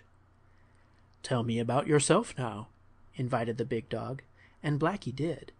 She told how she had gone wandering off, so that she might learn to become a fine fence jumper, how she had gotten on the roof of the house, how good Mrs. Thompson had taken care of her and brought her to the country, and how, finally, she had gotten lost. "And I'm lost yet," went on the black cat. "I don't know where to go or what to do, Don. I thought I would find a place in this house to stay, but you tell me they don't like cats." "They don't," Don said. "At least, they never keep a cat where I live now, and I am sure that shows they do not like them. For if they kept one, I would be friendly with her and not chase her as I did you. But from now on, I'm not going to chase cats. I never knew before how nice they could be. I thought they always scratched and bit. And many a time I've had cats crook up their backs at me, make their tails big, and hiss like a snake." "That is our way of scaring dogs," said Blackie. "You see, most dogs are bigger and stronger than we, and the only way we can scare them is to fluff out our fur and make believe we are twice as big as we are. Then we hiss like a snake or like a steam pipe, and that scares the dog more.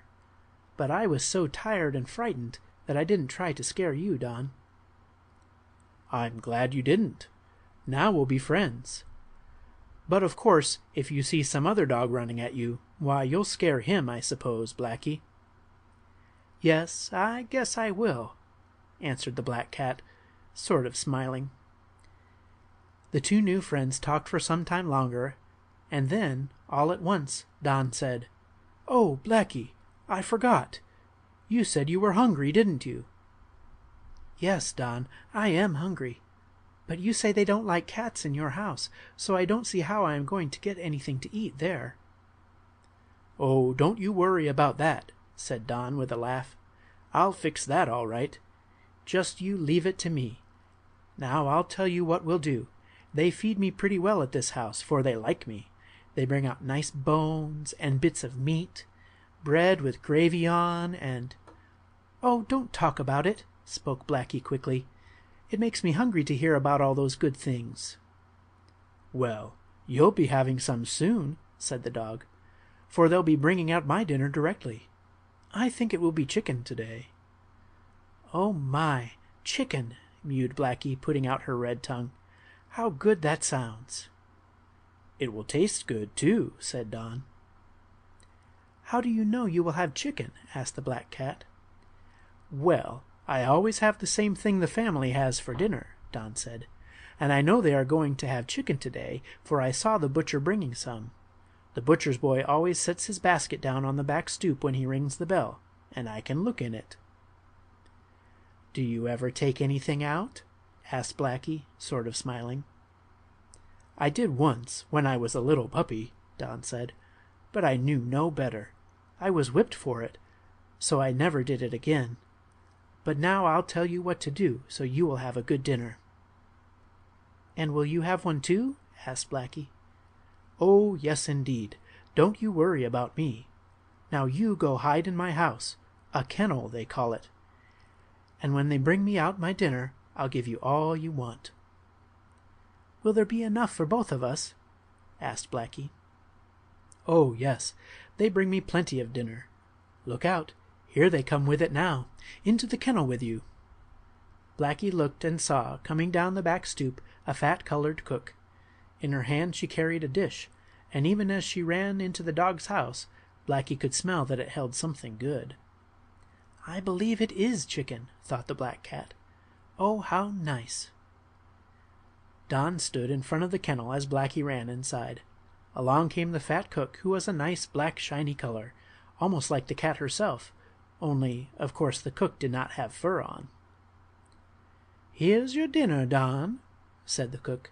"I done brought you good and plenty this time, 'cause I thought you'd be hungry. And I thought I done see a cat round here a while ago. But I guess maybe I must be mistook, 'cause you wouldn't let no cat stay in this here yard, would you, Don?" Don barked and wagged his tail. Just what he said to the cook she, of course, did not know, for she could not understand dog language, but Don was sort of laughing to himself. There was a cat in his kennel all the while, and the fat black cook did not know it. "Here's your dinner now, Don. Eat it," she continued. "I'll get you some fresh water, too."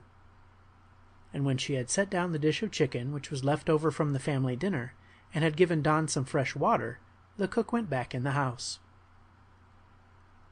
"Are you there, Blackie?" asked Don in a dog whisper. "Yes, I'm here," answered the cat from inside the kennel. "Then come on out and have some dinner." I think you can guess how good the chicken dinner tasted to poor hungry Blackie.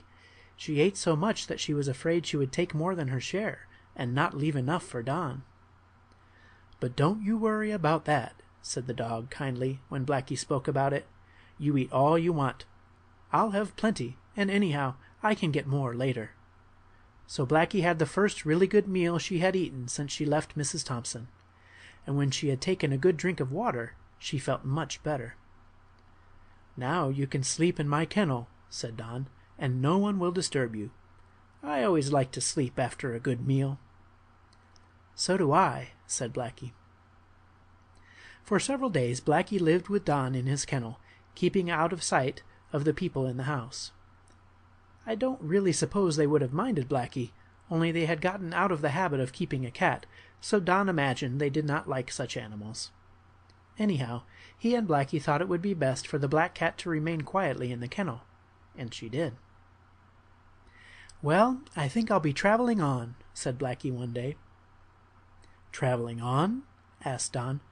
"Where are you going? Back to the circus?" "Oh, no," answered Blackie. "I don't belong there. I am going back to the home where I lived with the little boy and girl, Arthur and Mabel.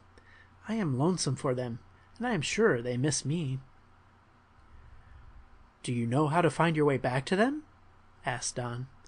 "Well, no, not exactly," replied Blackie. "But I am lost anyhow, and I can't be any more lost than I am now, no matter what I do." "No, I suppose not," Don said. "So I am going to wander on, over the fields and through the woods, until I get back to the city where Arthur and Mabel live. Then perhaps I can find their house." "All right. I am sorry to have you go," Don said, "for I have come to like you very much." "And I like you," Blackie spoke politely. "I never knew how nice cats were before," went on the dog. "And if you meet Tum Tum the elephant or Dido the dancing bear on your journey, give them my love." "I shall," said the cat. Then she told Don goodbye, and the two rubbed noses together, and Blackie started over the fields and through the woods. She had so many adventures that I cannot get them all in this book. But I will mention a few before I come to the big adventure by which Blackie finally found her home again. Once, as she was sleeping in the woods, she heard a hissing noise, like a steam radiator, and she jumped up in time to see a big snake crawling along, his tongue going in and out as fast as anything. "Oh!" exclaimed Blackie. "Are you going to bite me?" "No, indeed," answered the snake. "I don't bite cats unless they scratch me, and you haven't done that. I am on my way to find a hen's nest." "Are you going to bite a chicken?" asked Blackie. "No, but I am going to eat some of her eggs." And away crawled the snake. "I'm glad I am not an egg," thought Blackie. Another time Blackie had a nice adventure. She was walking along a country road, and she was quite tired and warm, for the sun was shining brightly. Blackie was hungry, too. All at once she heard a horn blown. Toot, toot, toot. "Ha! I wonder if that can be Dido the dancing bear," thought Blackie. "He told me when he went around doing his tricks, his master blew on a horn. Perhaps Dido has come out of the circus and is going around dancing as he did at first." But Blackie soon saw that it was not Dido's horn that was being blown. The sound came from a man who was riding on a wagon, and from the wagon came a nice smell of fresh fish. "Oh, how hungry I am," thought Blackie. "How I wish I had a piece of fish." And what do you think happened? Why, when the wagon came up to Blackie, the man on it stopped tooting his horn and said, "Hello, pussy, would you like a nice fish head?" "Meow," answered Blackie, which was as near as she could say yes in our language. "Here you are," the man said, and he tossed out on the grass a nice fish head, which cats like almost better than anything else. "Mew mew," said Blackie, which was her way of saying "thank you." Then she ate the fish head, while the kind man drove on, blowing his horn. Toot, toot, toot-tee-tee-toot. That meant he had fish to sell. For several days Blackie traveled on, eating as best she could and getting water to drink at wayside brooks, but she could not seem to find her home where Arthur and Mabel lived. One day Blackie was going along a street where it was nice and quiet. She looked up at the houses, wondering if she could go up to one of them and beg for something to eat or some milk to drink. All at once Blackie heard a dog barking, and she saw one run down off the stoop at her. He was only a small dog, and, instead of running away as she might have done, Blackie thought to herself, "Here is where I scare that dog. I'm going to crook up my back, puff out my tail, and hiss like a snake. I'll see what he does then." As soon as the dog got close to her, up went Blackie's back until it looked like a hill of black fur. Her tail grew twice as large as it usually was, for she made the fur stick out straight. And oh, how she hissed! "Wow, wow, yip, yee!" howled the dog, and he stood still and barked hard at Blackie, but he did not come near enough to bite her. Hiss, hiss, went the black cat. "Wow, yip!" howled the dog, and then he was so frightened that he turned around and ran up the stoop. End of chapter 10. Chapter 11. Blackie is sad. "That's the time I scared a dog," said Blackie to herself, laughing. For she had not hurt him, and she had stopped him from biting her, which was a good thing. I suppose it would be nicer if dogs and cats were more friendly, but they never seemed to be that way, at least not very often. Then Blackie saw something strange. Up on the stoop was what seemed to be a little baby girl, lying down. The dog ran up to the baby and began barking at her. "My goodness," said Blackie. "He'll bite the child, that dog will. That must not be. I'll stop him. I'm not afraid of him." Up the stoop ran Blackie. The dog was barking so hard at the baby that he did not see nor hear Blackie. She went close up behind him and cried in cat and dog language, "Here, you let that little baby alone, if you please." "What's that? Are you talking to me?" asked the dog as he began to turn around, not knowing who was speaking to him. "Yes, I am," answered Blackie. "Go on now, run away and let the child alone." "I will not," said the dog. And then he turned all the way around and saw the big black cat. Up went Blackie's back again, her tail grew as large around as a big brush, and how she hissed! Zizz!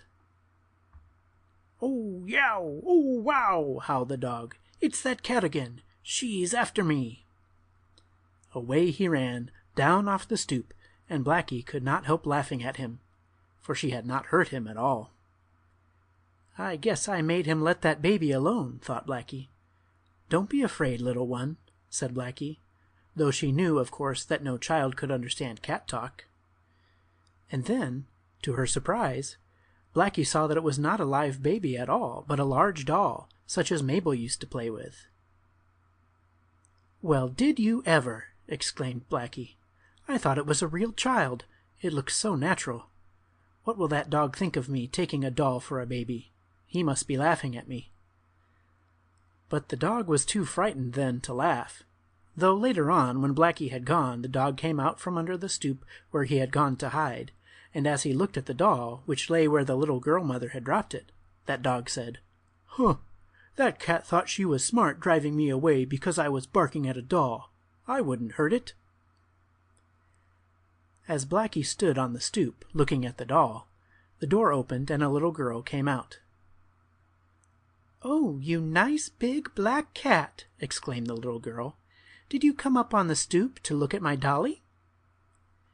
Of course, Blackie could not tell why she had come up on the stoop, for the cat could not speak girl language. But Blackie mewed and rubbed up against the little girl's legs, purring, for the little girl was almost like Mabel, and quite as nice. "Oh, I just love you, Pussy," said the little girl. "I'm going to get you a saucer of milk." And she did, still leaving her doll on the stoop. But the doll did not seem to mind. "There you are, nice black cat," the little girl said, as she came out with the milk. "I guess you are thirsty." And Blackie was. She drank up all the milk and wished there was more. She felt much better after that. The little girl watched the cat drinking the milk and said, "I'm going in and ask my mother if I can keep you for my own, Black Pussy. You're alive, and I like you better than my doll, though she is nice too." Into the house hurried the little girl, leaving her doll on the stoop with Blackie. But the black cat, though she liked the little girl, did not want to stay and live in that house. "I want to go on to my own home," thought Blackie. "I want Mabel and Arthur. Besides, if I lived here, that dog and I would always be having trouble, I'm afraid. He is not like Don. I'm going to travel on." And while the little girl was in the house asking her mother if she could keep the cat, Blackie ran down the stoop, laughing in her own way, as she looked at the doll and thought how she had mistaken it for a baby. The dog came out from under the stoop where he had run to get away from Blackie, and he was up beside the doll again when the little girl came out once more. "Oh, where is that nice black cat?" asked the little girl, looking all around. "Where is he, Fido? Mother said I might keep her, but she is gone. Do you know where she is?" "Bow wow," barked Fido. "I'm glad she is gone. I don't like her, for she scared me. I'm glad she isn't going to live here." Of course, the little girl did not know that her dog Fido said that, but he really did. She was sorry, the little girl was, that the cat had gone away. But it was best in the end, for I suppose Blackie and the dog would not have gotten along well together. Down the street trotted the black cat, feeling not so hungry now, but she was still far from home, and she did not know when she would find the place where she used to live so very happily. "I'll never run away again," Blackie said. "I've had enough of it. I have had adventures, it is true, and I am a good deal better fence jumper than I used to be, but I have had a hard time of it. I will have many things to tell Speckle when I see him, and I wish I could see him right now, for then I would be home." The next day, when Blackie was traveling through a woods, and hoping that on the other side of it she might find the city where her house was, she saw a funny animal hopping along over the dried leaves. The animal looked like a cat, for it had fur, only it was white instead of black, and the animal had pink eyes and a pink nose. "How do you do?" asked Blackie politely, for she saw that the animal was not going to hurt her. "I am pretty well," answered the white animal. "How are you, and what is your name?" "Well, I've seen the time I felt better," answered Blackie, and she told her name, and mentioned that she was a cat. "Oh, a cat, eh?" exclaimed the white animal. "Well, I'm a rabbit, and my name is Flop-Ear. They call me that because one ear flops or falls over, see?" Flop-Ear stood up on his hind legs as easily as Dido the dancing bear could have done, and while one of his ears stood up straight, the other one sort of leaned over, or flopped. "Oh, I see how it is," spoke Blackie, laughing, for Flop-Ear was a funny little rabbit. "Do you live here in these woods?" "Yes, with my father and mother and some brothers and sisters, and also Lady Munch." "Lady Munch!" exclaimed Blackie. "Who is she?"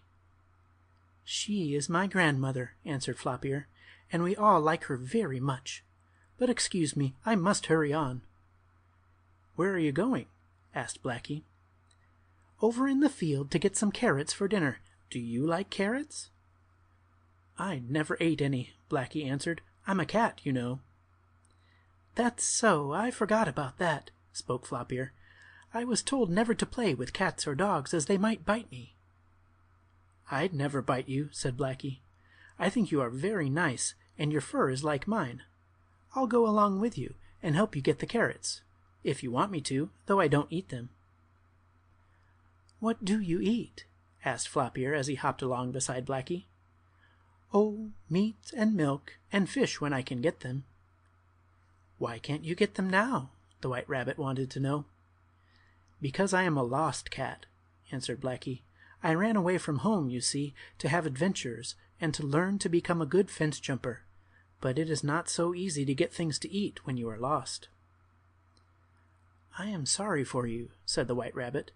"I never was lost, and I am never going to run away from home." "You do not need to learn to jump," Blackie told Flop-Ear, "for you are a good jumper now." "Yes, all rabbits are good jumpers," spoke Flop-Ear, "but I never tried to jump over a fence, and I am never, never going to leave my home." "No, don't," advised Blackie. "But just you wait and read in the next book after this what happened to Flop-Ear." Soon Blackie and Flop-Ear came to the field where the carrots grew. The white rabbit nibbled one and told the cat to taste. Blackie did, but said, "Oh, I don't like carrots. They might be good if cooked in milk, but I do not like them raw." "That's queer," replied Flop-Ear. "They are best raw, I think." The rabbit and the cat talked together a little longer, and then Blackie said she thought she had better travel on and try to find her home. "For I am tired of being a lost cat," sighed Blackie.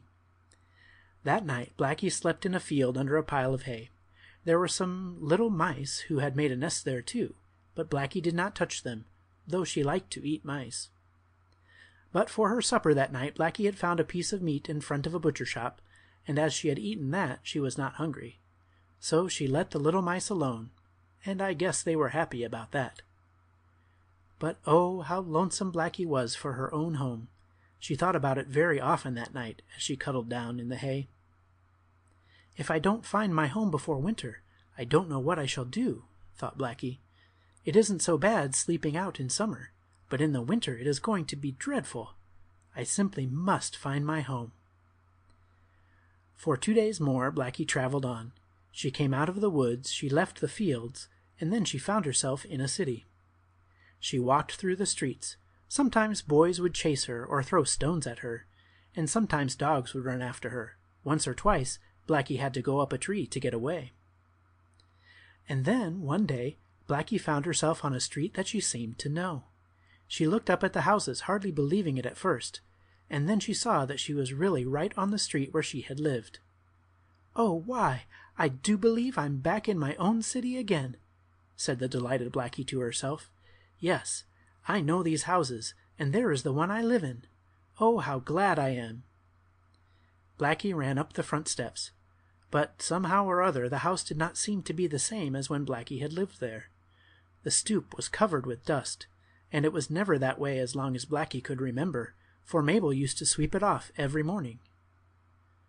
"This is queer," said Blackie. "I'll go around to the back." The back door was closed, and so were the windows. Blackie ran all the way around the house, mewing. No one came out to let her in. Blackie looked up at all the windows. They were closed down, and the shades were drawn. Why, the family must have moved away, thought Blackie, and she was very sad.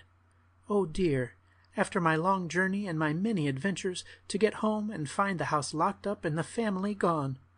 Oh, isn't it too bad? What shall I do? Blackie was very sad. She felt all tired out and lonesome. She would have cried real tears had she been a little girl or boy, I guess.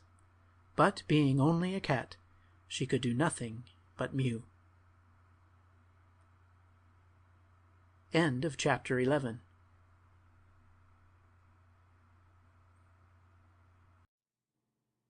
Chapter 12. Blackie is Happy. Well, said Blackie to herself after walking up and down the dusty porch, I can't get in the house, that's sure, but I simply can't go away from it again, even if the family has moved away. If I stay around here, perhaps Arthur or Mabel will come back. They may have forgotten something, and if they do come back and see me, they'll take me to the new house with them. Yes, I shall stay here. But wait a minute. I'll go next door and ask Speckle where my folks are. He may know. But alas for poor Blackie. The house next door was closed too, and Speckle was not around. And Blackie did not feel like asking the dog who lived in the other yard. I'll just have to stay here, thought Blackie. I'll go under the stoop where no stray dogs will see me, and there I'll stay. Under the stoop of the house where she used to live crept Blackie, not exactly a lost cat any longer, but still a cat without a home to go into. And I'm hungry too, thought Blackie. I wish I had something to eat or some milk to drink. Blackie stayed under the stoop all that day. Late in the afternoon she looked out, wondering where she could go to get something to eat or drink, and as she poked out her head, the milkman driving his horse and wagon down the street saw Blackie. "Hello!" he exclaimed, stopping his horse.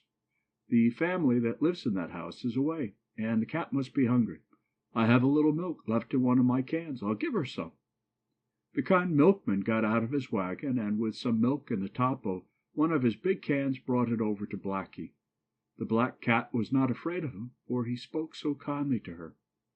"Here, pussy," said the man, "here is some milk for you. What shall I put it in?" "Ah, here is an empty sardine tin. That will hold it nicely." He poured the milk in the tin. Oh, how good that milk did taste to the hungry and thirsty Blackie. She just purred, she was so thankful to that man. He watched her drink the milk and patted her on the back, even rubbing her under the ears a bit, and Blackie liked that. "If you're here tomorrow, I'll give you more milk," said the man.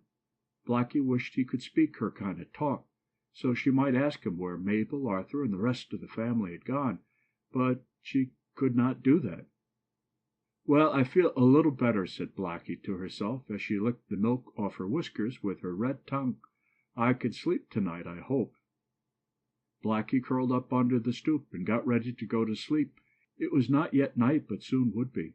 Now and then Blackie heard the dog in the next yard barking, and once another dog came snooping around the stoop where the black cat was hiding, but Blackie arched up her back, made her tail big, and hissed like a snake. "Woof!" barked the dog as he ran away. "Woof! Wow!" "Well, I learned how to scare dogs even if I can't jump fences as well as Speckle can," thought Blackie. "Now I won't be so afraid of the dog next door. Maybe I can scare him, and if I can, life will be easier for me and Speckle. So I will have learned something by having run away and been a lost cat." Blackie went to sleep for a while, but suddenly she was awakened by a strange sound. Someone was running up the steps over her as she lay under the porch. Then she heard voices. "Oh, Mabel," cried the boy, "aren't you glad to be home again?" "I guess so, Arthur," answered the little girl, "but it was nice in the country on our vacation. Oh, if only we had Blackie back, I would be happy." "So would I. I looked for her in the country, but I didn't see her. Look, the people next door aren't home yet." "Wait a minute, children, and Daddy will open the door for us," said a lady's voice. Blackie was wide awake now. Why!" exclaimed the black cat, "the folks have come home. That is Mabel and Arthur. I wonder where they have been. Oh, how glad I am! Now I am all right." Blackie heard the front door of the house open. Then she heard the children run inside. "Here is where I surprised them," thought the black cat. Out from under the stoop crawled Blackie. Up the steps she went, and in through the open front door. She could hear the children in the kitchen now, getting drinks of water, and Blackie walked toward them, hoping there was something to eat in the house.